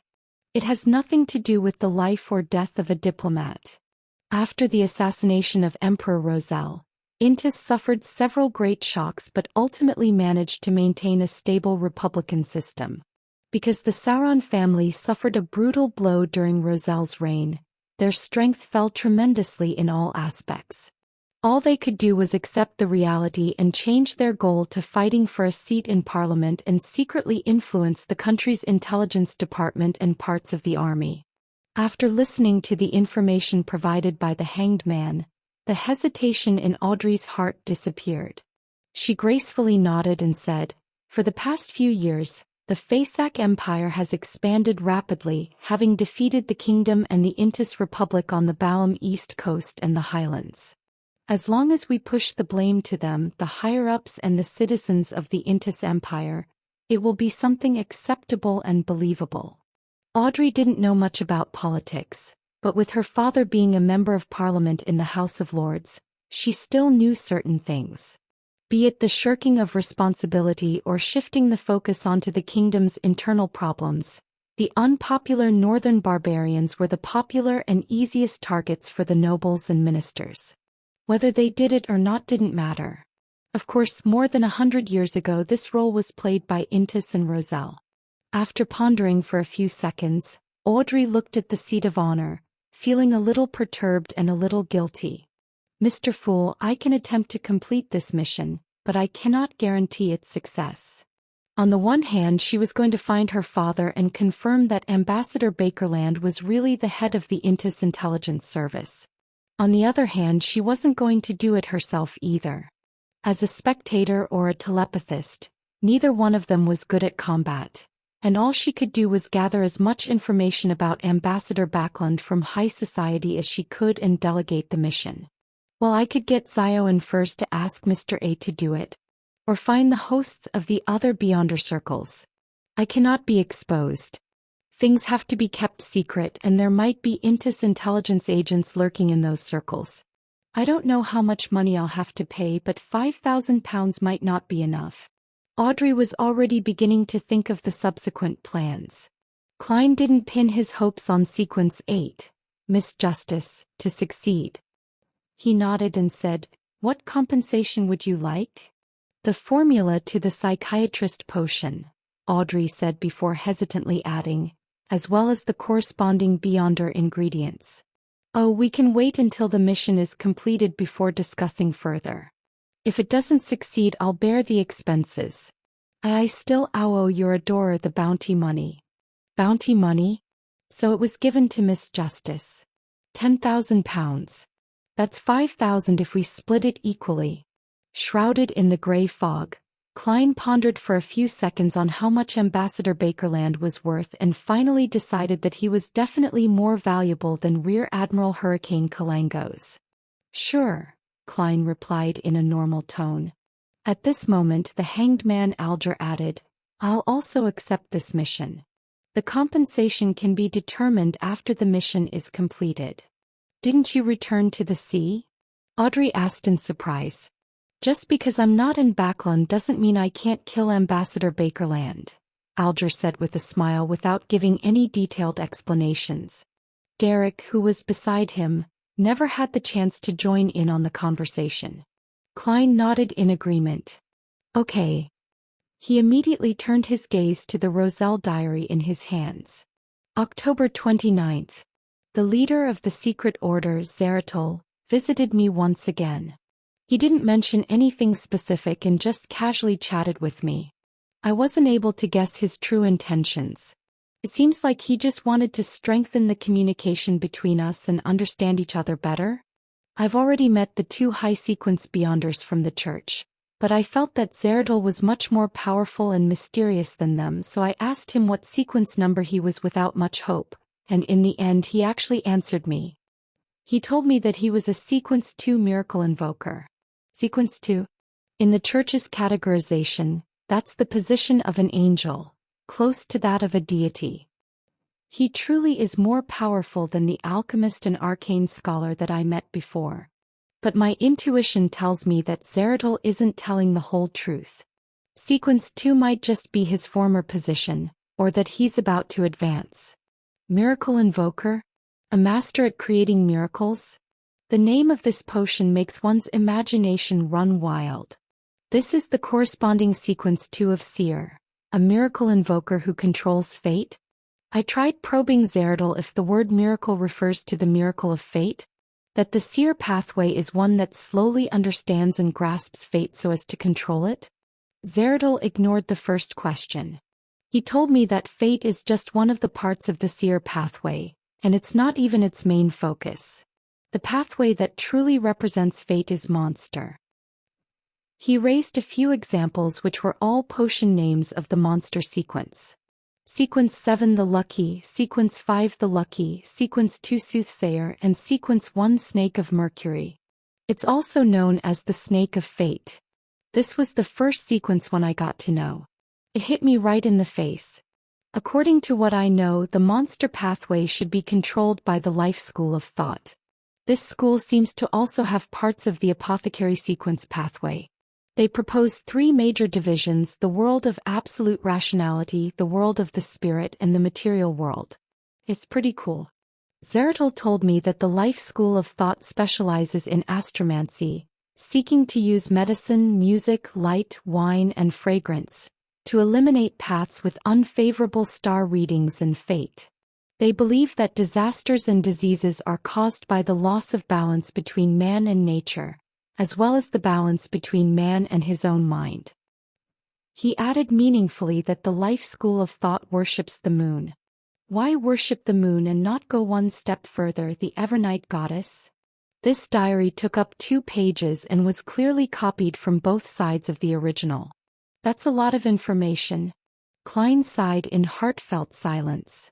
This was also the first time he was learning of a Sequence 1 potion's name. Snake of Mercury and Snake of Fate really made one feel a pining for. Similarly, it's my first time learning of a Sequence 2. I now know the corresponding Sequence 2 of Seer. The name Miracle Invoker sounds pretty good. It contains deep meaning and doesn't sound lowly. Of course, compared to Soothsayer, it does seem a little inferior. Fate is only part of the Seer pathway and it's not even its main focus. I have to remember this. I should constantly reflect on myself and not end up steering towards fate. It might result in the failure of my acting. Zeratl's words don't seem contradictory. The monster pathway is the real path of fate. So Soothsayer is a Sequence 2. If that's the case, then I already knew of a Sequence 2 in the past. Although he didn't take his eyes off the paper, Klein was seriously considering his own sequence chain. Due to his experience in digesting the 2 potions, Seer and Clown, and because he could spy and revere fate, he was able to be a little prescient regarding fate. However, he would still be helpless toward the development of fate. He had slowly been equating the essence of his Beyonder pathway to fate. If it wasn't for this diary, it was very likely that he would have used this as a premise to comprehend and act for the subsequent sequences. As for whether or not Zeratol was lying, what Klein was certain of was that the monster pathway was definitely the sequence of fate, which was consistent with what he had seen from the confidential information of the Nighthawks and with the potion name he had heard of earlier, Soothsayer. Now that there was a fate sequence, the Seer pathway was unlikely to be a repeat. This would result in some degree of overlapping, and it would be inconsistent with how each of the current sequences had different characteristics. Therefore, Klein was inclined to believe what Zeratol had said. He was inclined to believe that fate was only part of the Seer's pathway, not even its main focus. The value of these 2 pages is invaluable to the present me. The Alchemist and the Arcane Scholar should be the higher sequences of the Savant pathway. From Roselle's tone, they definitely don't belong to Sequence 2 and 1. That is to say, they are Sequence 4 and Sequence 3. For the time being, it's impossible to determine which is Sequence 4 and which is Sequence 3. Klein gathered his thoughts, flipped the diary and continued reading. As for why the life school of thought only worshipped the moon and didn't believe in the Evernight goddess which symbolized the crimson moon, he was unable to ponder too deeply about it due to the lack of information. The 3rd page was Roselle's recount of inventing a practical steam engine. At times he was afraid of suffering crackdowns and at other times, afraid that the fruits of his labor would be seized by powerful figures. His words displayed his fear of being persecuted. To think that even Emperor Roselle, who thought of himself as the protagonist of an era, would have such a perturbed and worried side to him. The corners of Klein's mouth twitched as he flipped to the 4th page of the diary. April 18th. Matilda is pregnant. It's to be expected, and I can even tell you exactly which lovemaking session she conceived in, because I felt a decrease in my Beyonder characteristic. Once the conception is successful, my own Beyonder characteristic will follow a mysterious connection, and part of it will be transferred to my child. After that, I asked Archbishop Van Este worriedly. He told me that this is a normal phenomenon. For Sequence 7 and below, Beyonder characteristics will not be passed on to the next generation, but it isn't absolute. Sequence 6 and 5 will naturally pass down a portion, but it will not affect the parent's strength. As for the child, they would be born with certain Beyonder powers, close to that of Sequence 9. But as a result, their pathway is basically fixed. At high sequences, the inheritance of Beyonder characteristics is something one can control. One can choose to pass down or not, or one can even choose to pass down just a little bit, a third, half, or all of them. In other words, the children born from high sequence Beyonders might be born as Beyonders. As for the sequence number, it's up to either one of the parents to decide. I wonder if the descendants of the deities are like this as well. After reading the diary, there were only 2 phrases in Klein's mind: Law of Beyonder Characteristics Indestructibility, and Law of Beyonder Characteristics Conservation. Is the law governing the survival of Beyonder creatures? It's no wonder that some magical animals will reproduce only before they die. It's no wonder there would be the phenomenon of increased killing and bloodlust after childbirth. The target would be of their own race or even their partner. This is to supplement their Beyonder characteristics. According to this logic, if we trace this all the way back, where did the earliest Beyonder characteristics come from? Produced out of thin air? From the Creator who created everything?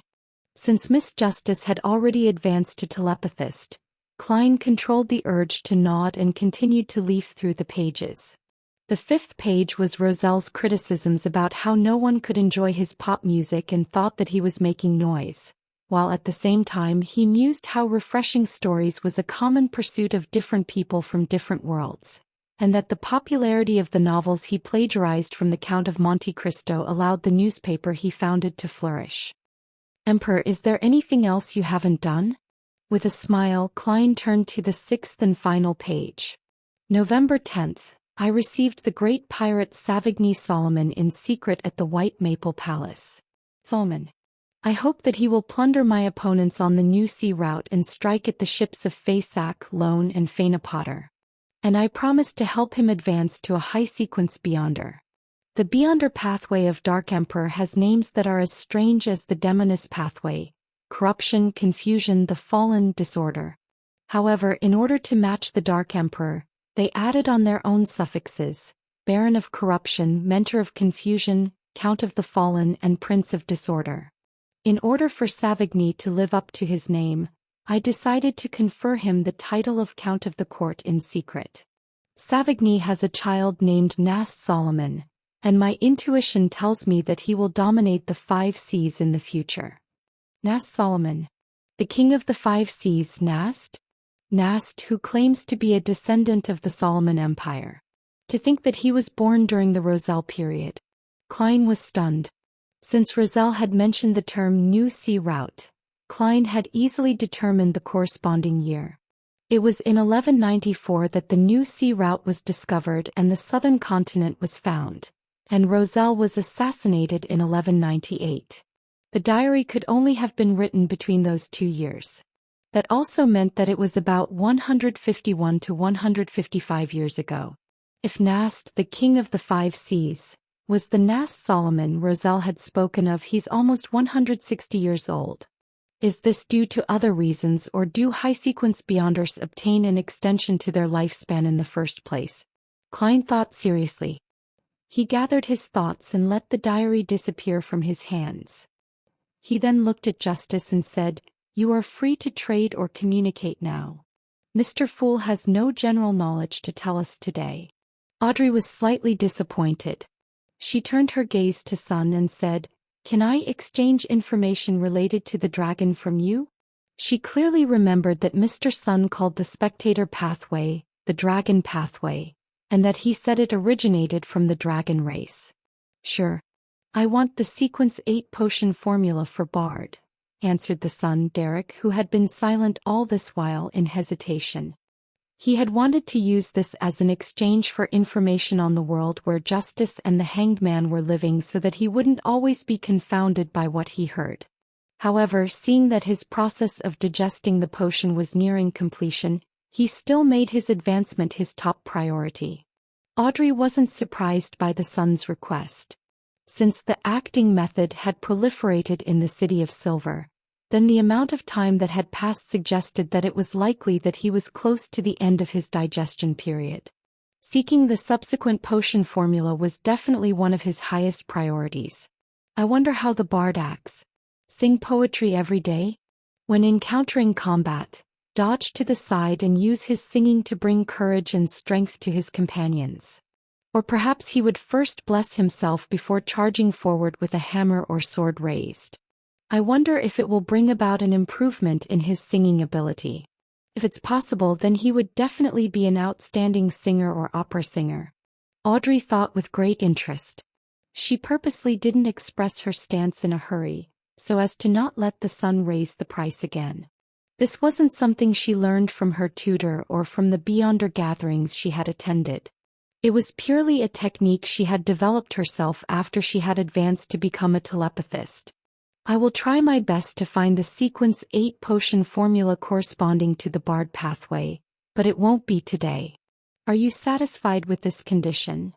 Audrey said in deliberation before looking at the seat of honor at the ancient table. We can seek Mr. Fool's help to bear witness to this agreement. At that moment Klein laughed and replied, Miss Justice, perhaps I can provide the light supplement formula for you. Audrey's eyes lit up as she quickly nodded slightly. No problem. Then what should I use to exchange with you? I haven't thought of it yet. Klein chuckled and said, Don't worry, perhaps my adorers will require help in certain matters in the future. His thoughts were very simple. If he allowed Miss Justice to obtain the formula of light supplement in her Beyonder circles, then wouldn't the knowledge he had stolen from the eternal blazing sun at the cost of near immolation be for naught? At the very least it would be wasted at the Tarot Club. All right, I will do my best to help them. Audrey promised happily. Klein pressed his hands together and a yellowish-brown piece of goatskin parchment appeared before him. On it was the formula for the light supplement potion, including substitute ingredients and their ancient names. Furthermore, they were all translated to Jotun. Main ingredients: a piece of brilliance rock or powder of dazzling soul, blood of a mirror hedgehog or the heart of a magma titan. Supplementary ingredients: a golden-edged sunflower, 3 drops of aconite juice. With a gentle push, the goatskin appeared in front of the sun. Although he could pray to Mr. Fool to recall the formula even if he forgot it completely, Derek still diligently memorized the formula. It took him quite a while before he said, Miss Justice, we can talk about the dragons. Mr. Fool, I seek your permission to speak with Mr. Sun alone. Audrey quickly raised her hand. She originally believed that the Sun would put the appropriate content on paper for her to read, but it would be inconvenient for her to ask questions. She would have to pen her questions and push them back to him. Such a way of communication was utterly cumbersome. Speak with him alone. In such a conversation you probably wouldn't understand what the Sun is saying. Likewise for the Sun. Klein nodded as his voice remained placid. All right. In the Beyonder circles, Hermes was a language one had to master. Ancient Hermes was something that one could learn and was relatively popular. Jotun, Dragonese, and Elvish were relatively less popular, so few people knew them. The moment that was said, Klein isolated the hanged man, preventing him from seeing or hearing. Alger had a certain interest in the knowledge of the dragons, but it wasn't enough for him to pay the price of listening, so he kept silent and waited. Seeing that Mr. Fool had made a gesture for them to start talking, the Sun, Derek, remained silent for a few seconds, organized his words and said, The dragons are mortal enemies of the giant king. They all look like magnified lizards and their entire bodies are covered in scales of different colors. Their 4 limbs are thick and powerful, and their wings are wide enough to drive their giant bodies to flight. They are the rulers of the sky.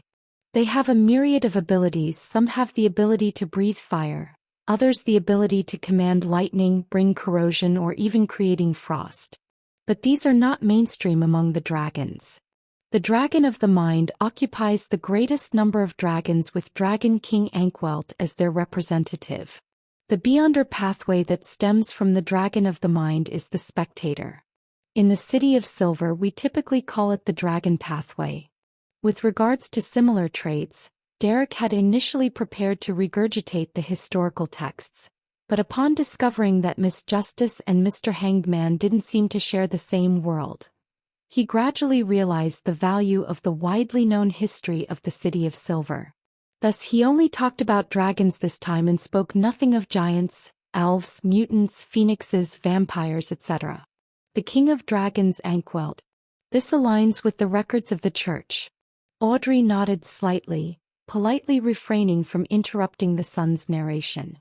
Derek recalled the contents of his textbook and said, Back then the most powerful and most terrifying dragon was the Dragon King Ankwelt, also known as the Dragon of Imagination. Apart from it, his son, Alzahad, blanketed the sky as well, overlooking the famous, powerful figures across the land and sea. Its name was the Dragon of Nightmare. Regarding the Dragon of Imagination Ankwelt, there was a legend that whatever he imagined would manifest. The kingdom he imagined would definitely descend upon the material world. The future, it declares, would definitely play out and become reality. Klein suddenly frowned. If it wasn't for the fact that Justice Audrey was focused on listening to the sun, she definitely would have noticed his abnormality, even if he was covered by the thick gray fog. The description made him think of sealed artifact 0-08. A declared future would definitely play out. They share similar characteristics. Klein leaned back in his chair. He looked relaxed, but in fact he was even more focused. Dragon of Imagination, how cool. That's the mark of a deity. Audrey's eyes lit up when she heard him, filled with excitement and anticipation. Derek paused for a few seconds before continuing. Its son, Dragon of Nightmare, Alzahad, is similarly terrifying. It can control the hearts of every living creature and make them act according to his will. And these living creatures will find it hard to sense it, believing that their actions were of their own will. It will also fabricate real nightmares into reality, causing many living creatures to unknowingly participate in them. It would then give them the cruelest and shocking ends. Legend has it that it especially loves mischief, that it will let a prince kiss a princess to wake her up, but the princess has already mostly rotten away. It will make ordinary girls wear dancing shoes and dance in front of the prince, but find themselves unable to do so until their deaths. It will create all kinds of coincidences and push the fates of many living creatures towards tragedy. All kinds of coincidences. This sounds even more like a 0-08. Of course, I don't know much about the sealed artifact. Klein resisted the urge to stroke his chin as he made himself look like an immutable ancient well. What a vile dragon. However, its abilities are very interesting, Audrey said, half sighing, half excited. Is this the future of the spectator pathway? No, I have to call it the dragon pathway. I don't want to switch to another sequence. Audrey wished that she could immediately become a Sequence 7 psychiatrist and continue her rapid advancement. The son Derek answered sincerely, "It has been 2,000 to 3,000 years since the history of the dragon and the giant king. Everything I know comes from textbooks and legends, so there is no guarantee of its authenticity. At least your history remains intact." Audrey was in a good mood. And then, the creator awoke, and the Dragon of Imagination, the Dragon of Nightmare, and other famous dragons fell from the sky, losing everything including their lives. This resulted in a lack of sunlight for 49 days, causing countless volcanoes to erupt, as well as tides that drowned everything. And after the dragons declined, they could only hide away in various dangerous areas. Later on, the giant king was destroyed by the creator as well, Derek said in a heavy tone. This is different from the history I know.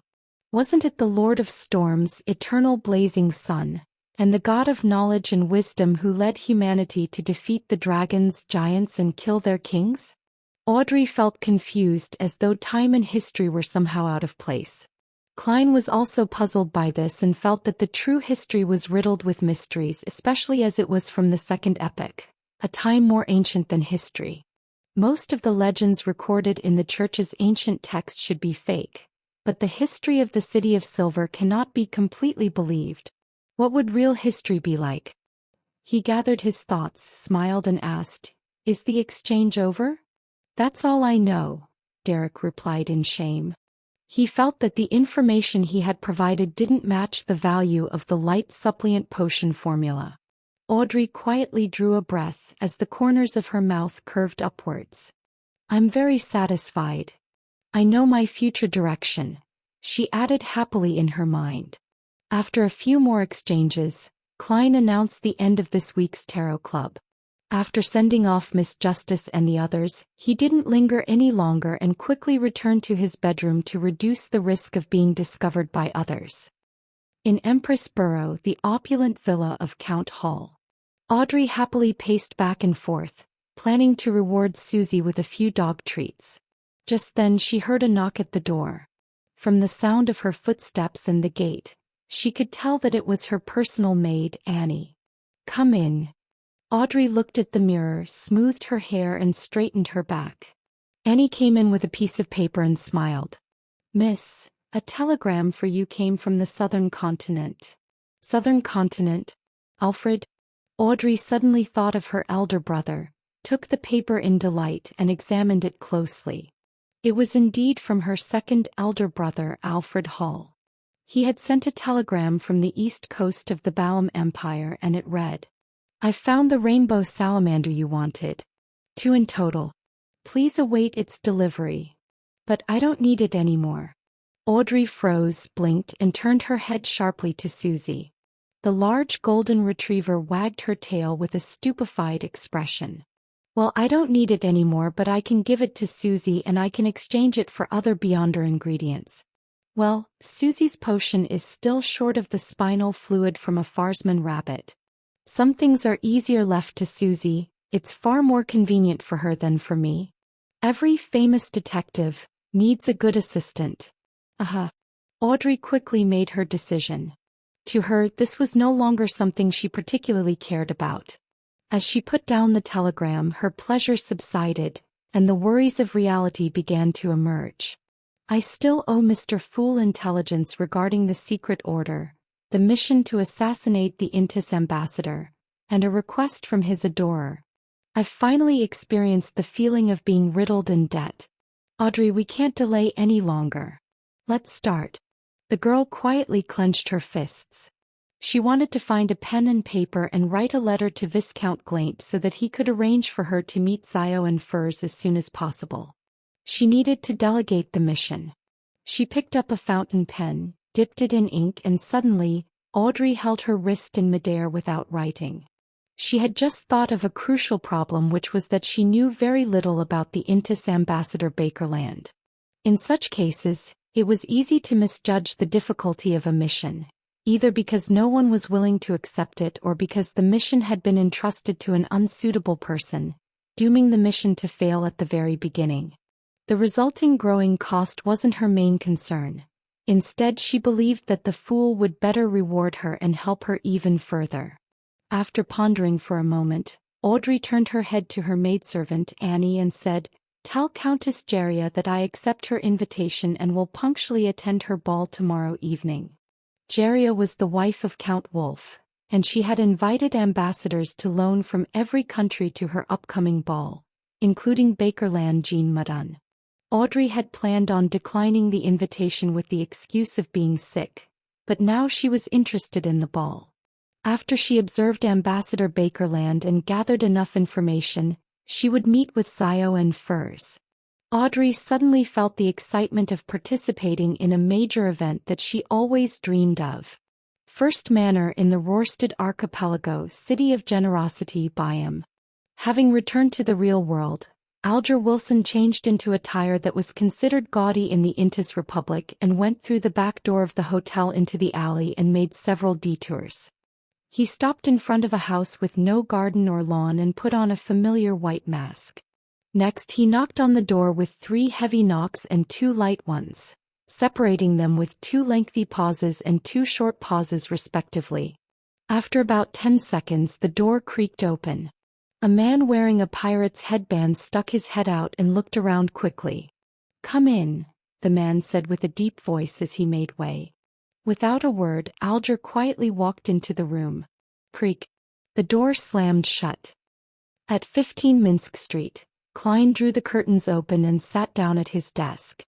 The information about the secret order that was given to him by the Hanged Man made him realize that his target might have certain connections to the Intis Republic.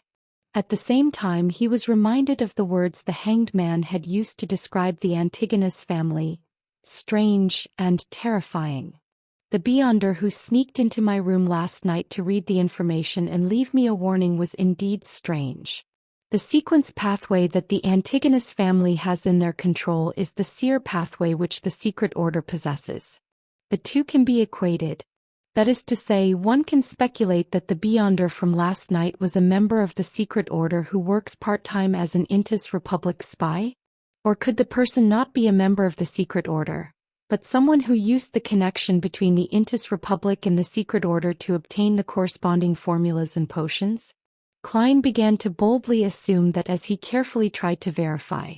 This can explain why my clown's premonition ability didn't trigger when the strange threadworm intruded.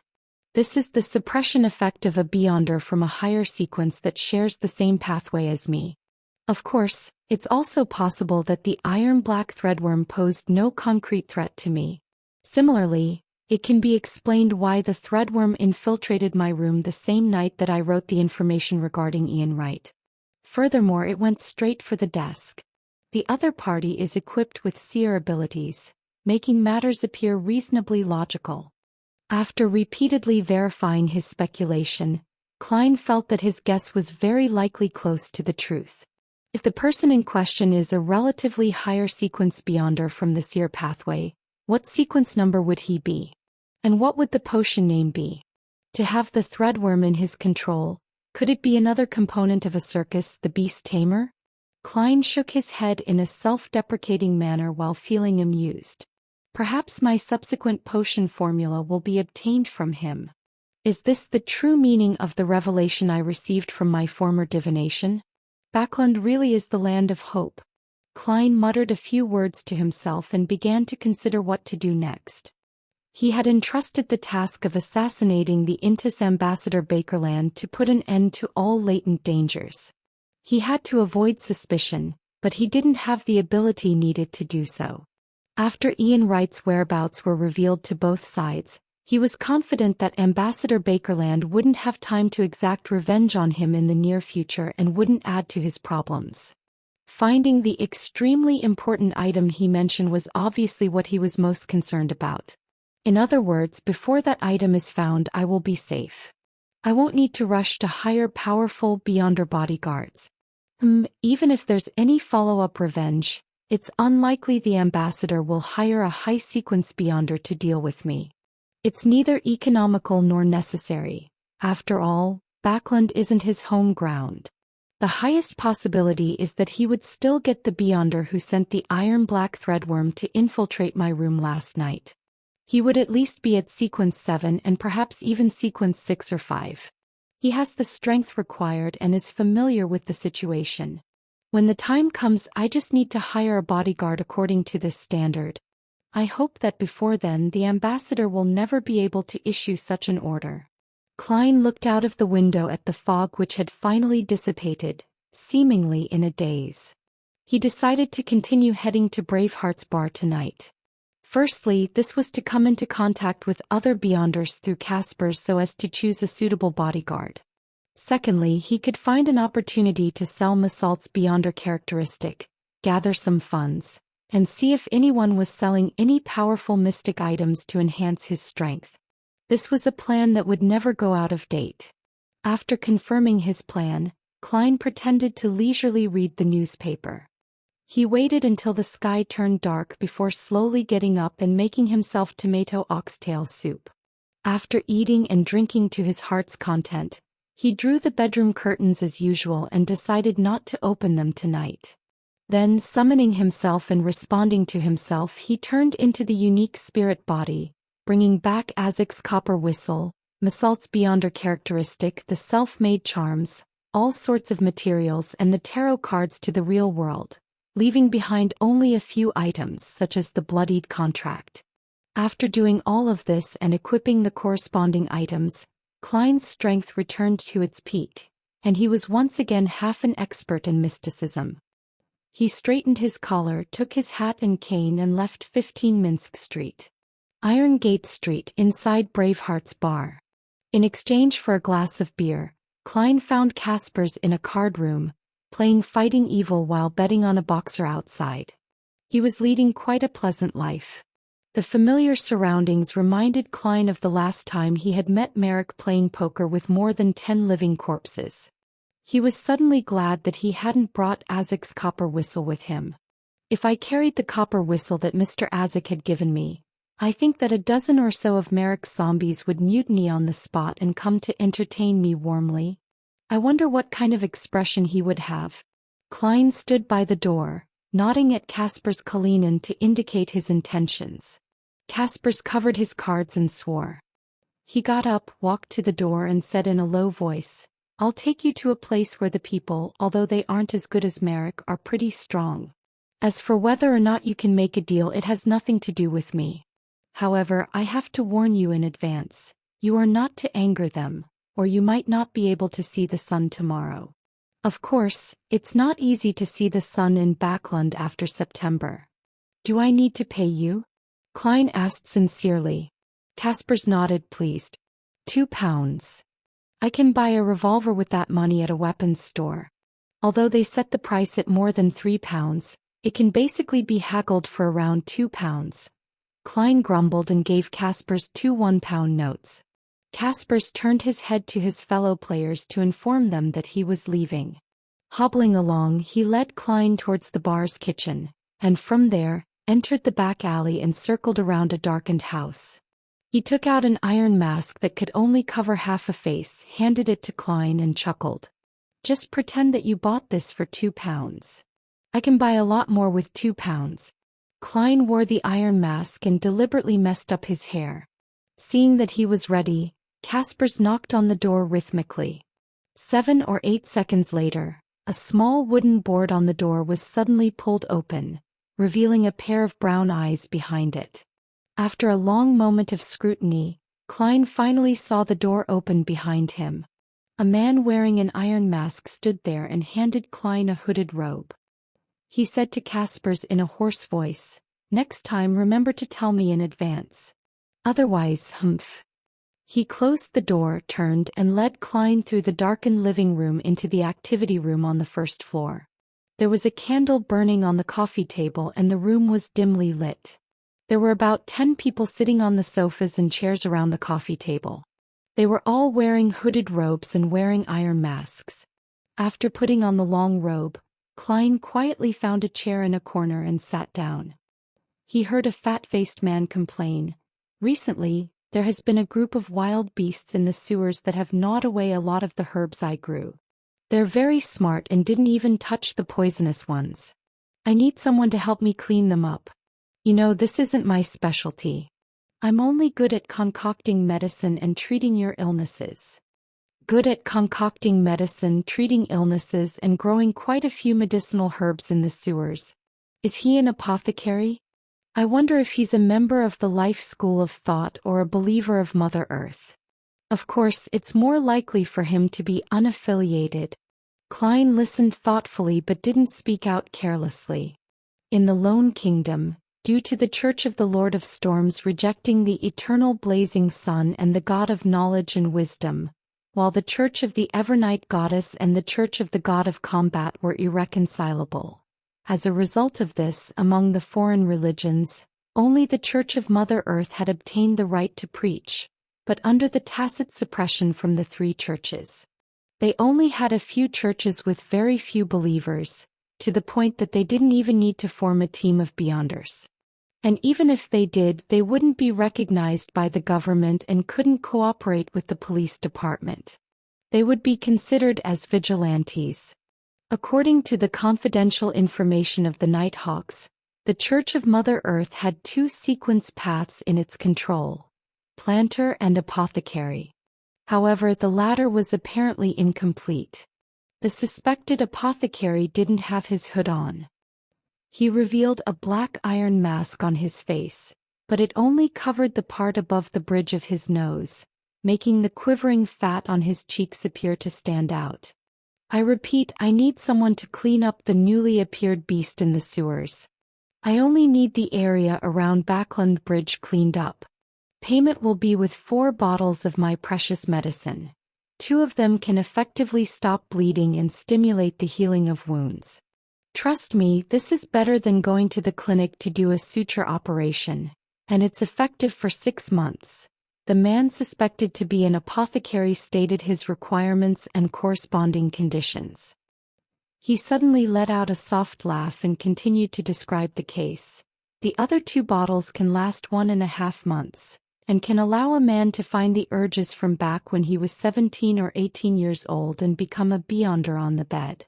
You know what I mean. Even if it exceeds the use-by date, it can still produce effects, but it will also spread throughout the body. The user will become abnormally violent and their strength, speed, and agility will greatly increase before exhaustion kicks in half an hour later. Why does he look like those old military doctors who plaster their tiny advertisements everywhere? And shamelessly promoting the effects of his expired drugs. Klein couldn't help but silently lampoon. Seeing the silent room after he said his piece, the suspected apothecary could only grit his teeth and say, "I'll add 30 pounds on top of my 4 precious bottles of medicine." Finally, a man sitting somewhere along the periphery of the couches spoke up. He surveyed the area and said in a deep voice, "I accept this commission. You should pay in advance with 2 bottles of medicine, 1 of each kind. Mr. Eye of Wisdom will bear witness." "No problem," said an elder seated on a single sofa with a nod. The lines on his cheeks were deep, his skin a little shriveled, and his voice had an ancient quality to it, so Klein judged him to be an elderly gentleman. "All right." The suspected apothecary heaved a sigh of relief. After the conclusion of this transaction, the gathering seemed to turn more lively.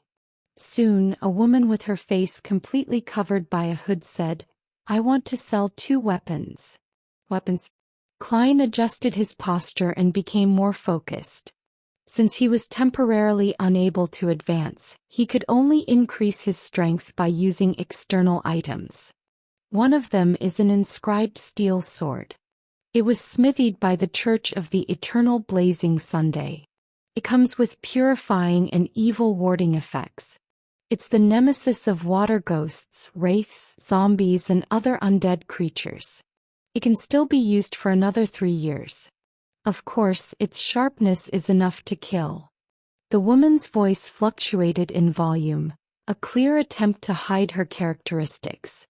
500 pounds or the Sequence 8 potion Barbarian and it will be yours. How expensive? For me, there's no reason I must have it. If I were to encounter an undead that I'm currently unable to deal with, blowing the whistle is the best solution. Even without Mr. Azek, the messenger alone should be able to intimidate many undead creatures. Klein shook his head and listened to the lady's introduction of the second weapon. Meat cleaver with exquisite mechanical structure. It can be transformed, making it easy to carry.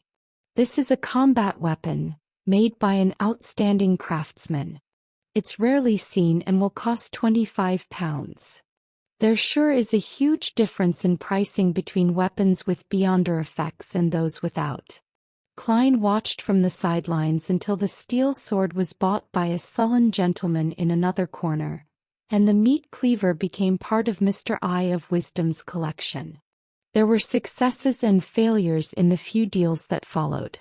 The only thing that tempted Klein was a fortune accessory, a beyonder item that could make a person's luck with fortune rise for 3 months. However, this wasn't his main goal and the price wasn't that great. Seeing that the atmosphere had turned silent once again, he slowly exhaled and said in a suppressed voice, "I want to sell something." After attracting everyone's attention, he took out an iron cigarette case and pushed out the crimson beyonder characteristic which resembled jelly. Without needing to organizing his words, he introduced it with something he had already prepared ahead of time. "This is something I obtained from a corpse. I'm not sure what use it has. It's just that I find it very magical. Maybe some of you know what this is." Klein deliberately didn't mention that this was a beyonder characteristic, nor did he mention that the crimson jelly in his hand could replace the main ingredient of the hunter potion. This involved the law of beyonder characteristics indestructibility, and he didn't want to benefit the members of this beyonder gathering with this knowledge. In addition to this, Klein had the intention of probing to see if anyone there knew the law of beyonder characteristics indestructibility. Such a person would definitely be stronger than the rest, or perhaps someone with a powerful background, making them suitable as a bodyguard. At the same time, he continued to disguise himself as an ordinary person who didn't know much about the Beyonder community. Although the members of the gathering couldn't see his appearance through the iron mask, Casper's Kalinin knew what he looked like, and quite a few people in the room probably knew Casper's. Being careful and prudent were the two things Klein had emphasized to himself before leaving home today. Gazes examined the crimson object in his hand, but Klein wasn't a spectator and couldn't tell what they meant. After more than 10 seconds, no one spoke.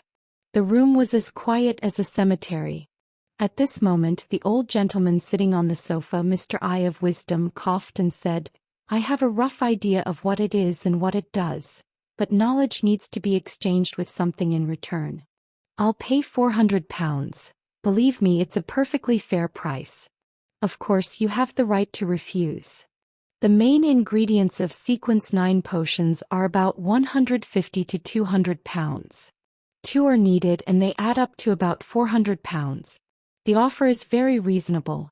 This old gentleman with the code name Eye of Wisdom seems to recognize that this belongs to the Hunter sequence. He had no need for divination and he was able to recognize it immediately. Could it be the Sequence 7 of the Sequencer's Pathway Appraiser? Klein thought for a moment and said, "Deal. However, sir, you don't need to rush to pay. I still have another request." "What request?" Eye of Wisdom asked in an old voice. Klein pondered and said, "The thing is, I offended someone. According to your circle, he should be Sequence 6 or maybe 5. I wish to hire a bodyguard."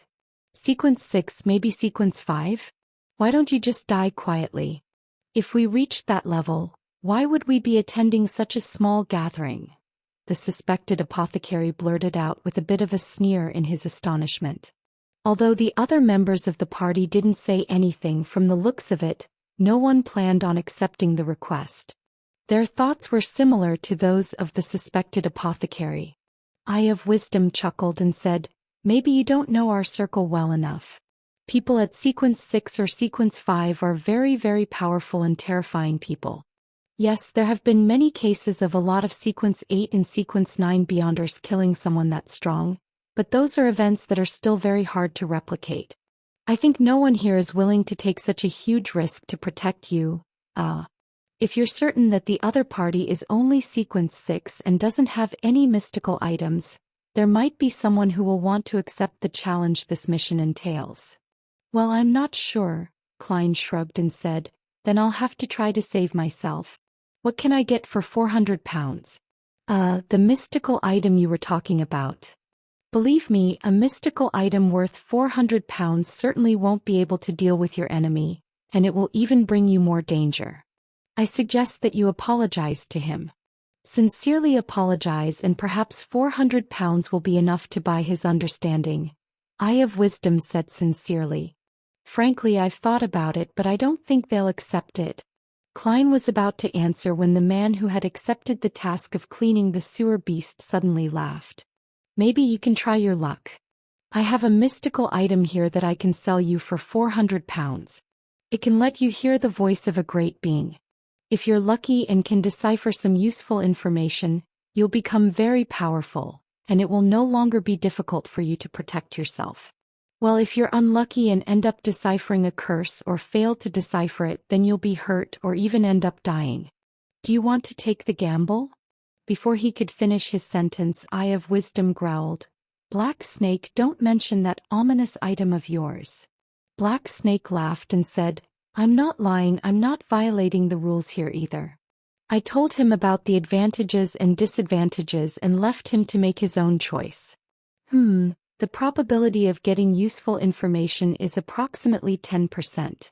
Do you want to take the gamble?" The Russian roulette of the Beyonder world. Hearing the voice of a great being. Is this the Aurora Order's listener? An item left behind after a listener lost control. Klein looked at Black Snake, that he suspected to be a member of the Aurora Order, and made many connections. "Perhaps I can bet on it?"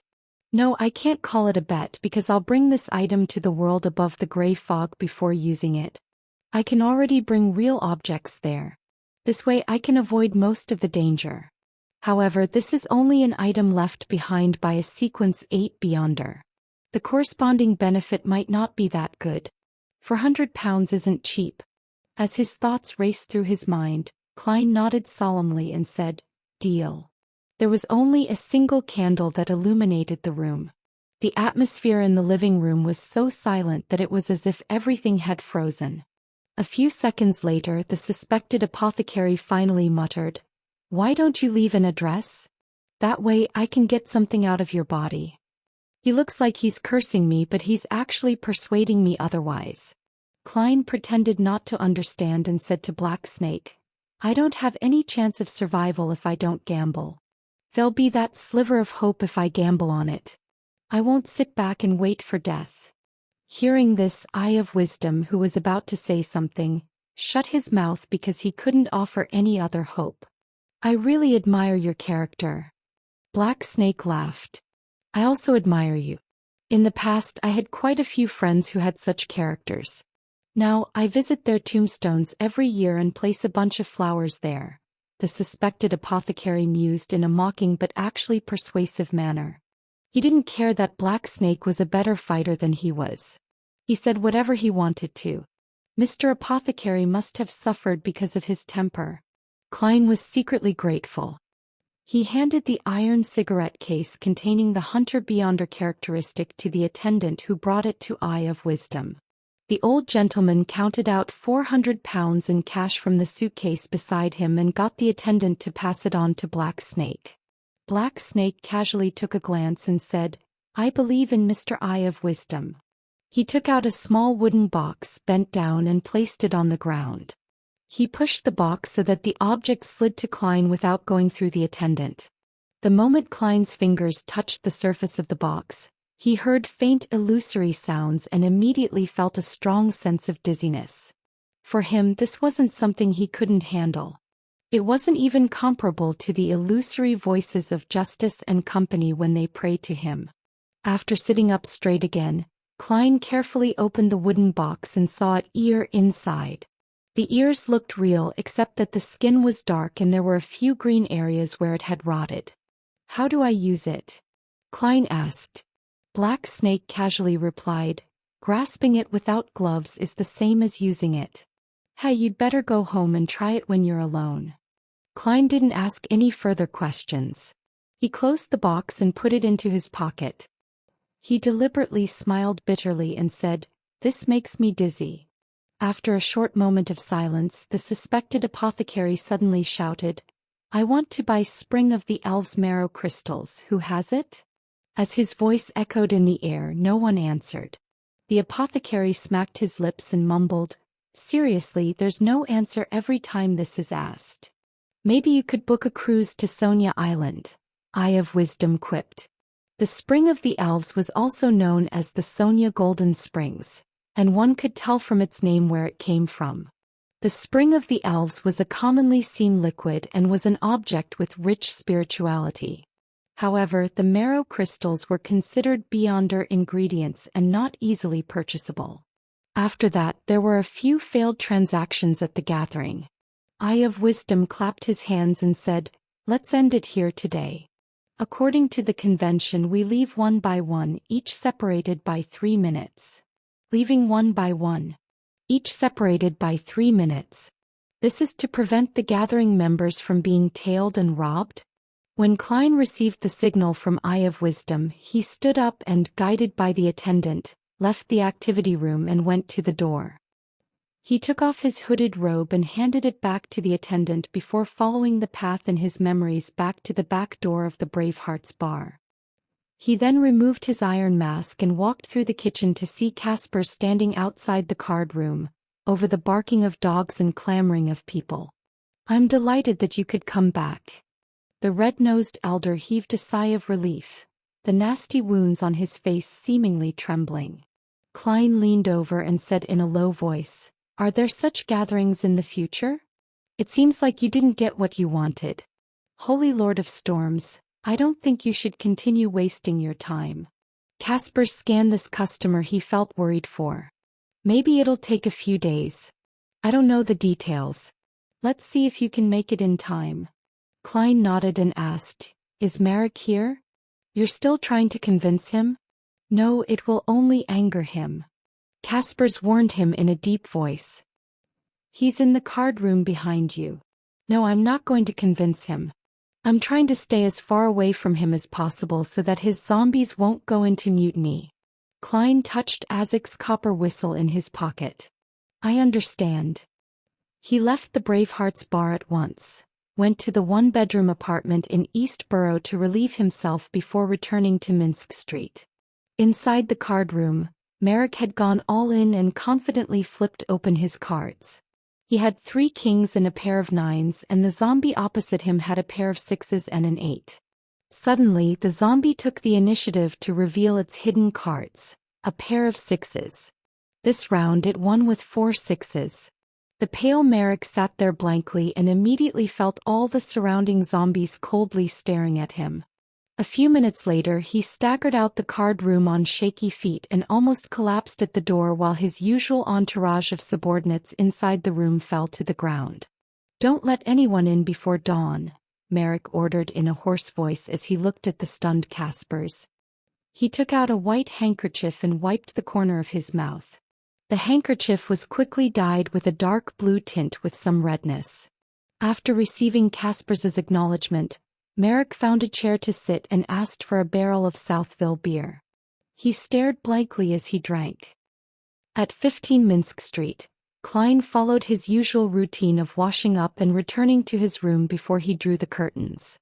After waiting for over 10 minutes and confirming that there were no specks of spirituality around, he started to summon himself. He responded to himself and brought the wooden box containing the black ear into the mysterious space above the gray fog. The illusory crimson stars didn't twinkle at all as Klein sat at the seat of honor of the long ancient table and opened the wooden box. This time he didn't hear any murmurs or feel dizzy. The boundless gray fog seemed to isolate all external sounds. Klein let out a sigh of relief. He was now much more confident with his impending attempt and much more confident about his own safety. With a thought, he blocked his own hearing and performed a few experiments to confirm the effects. "That's right."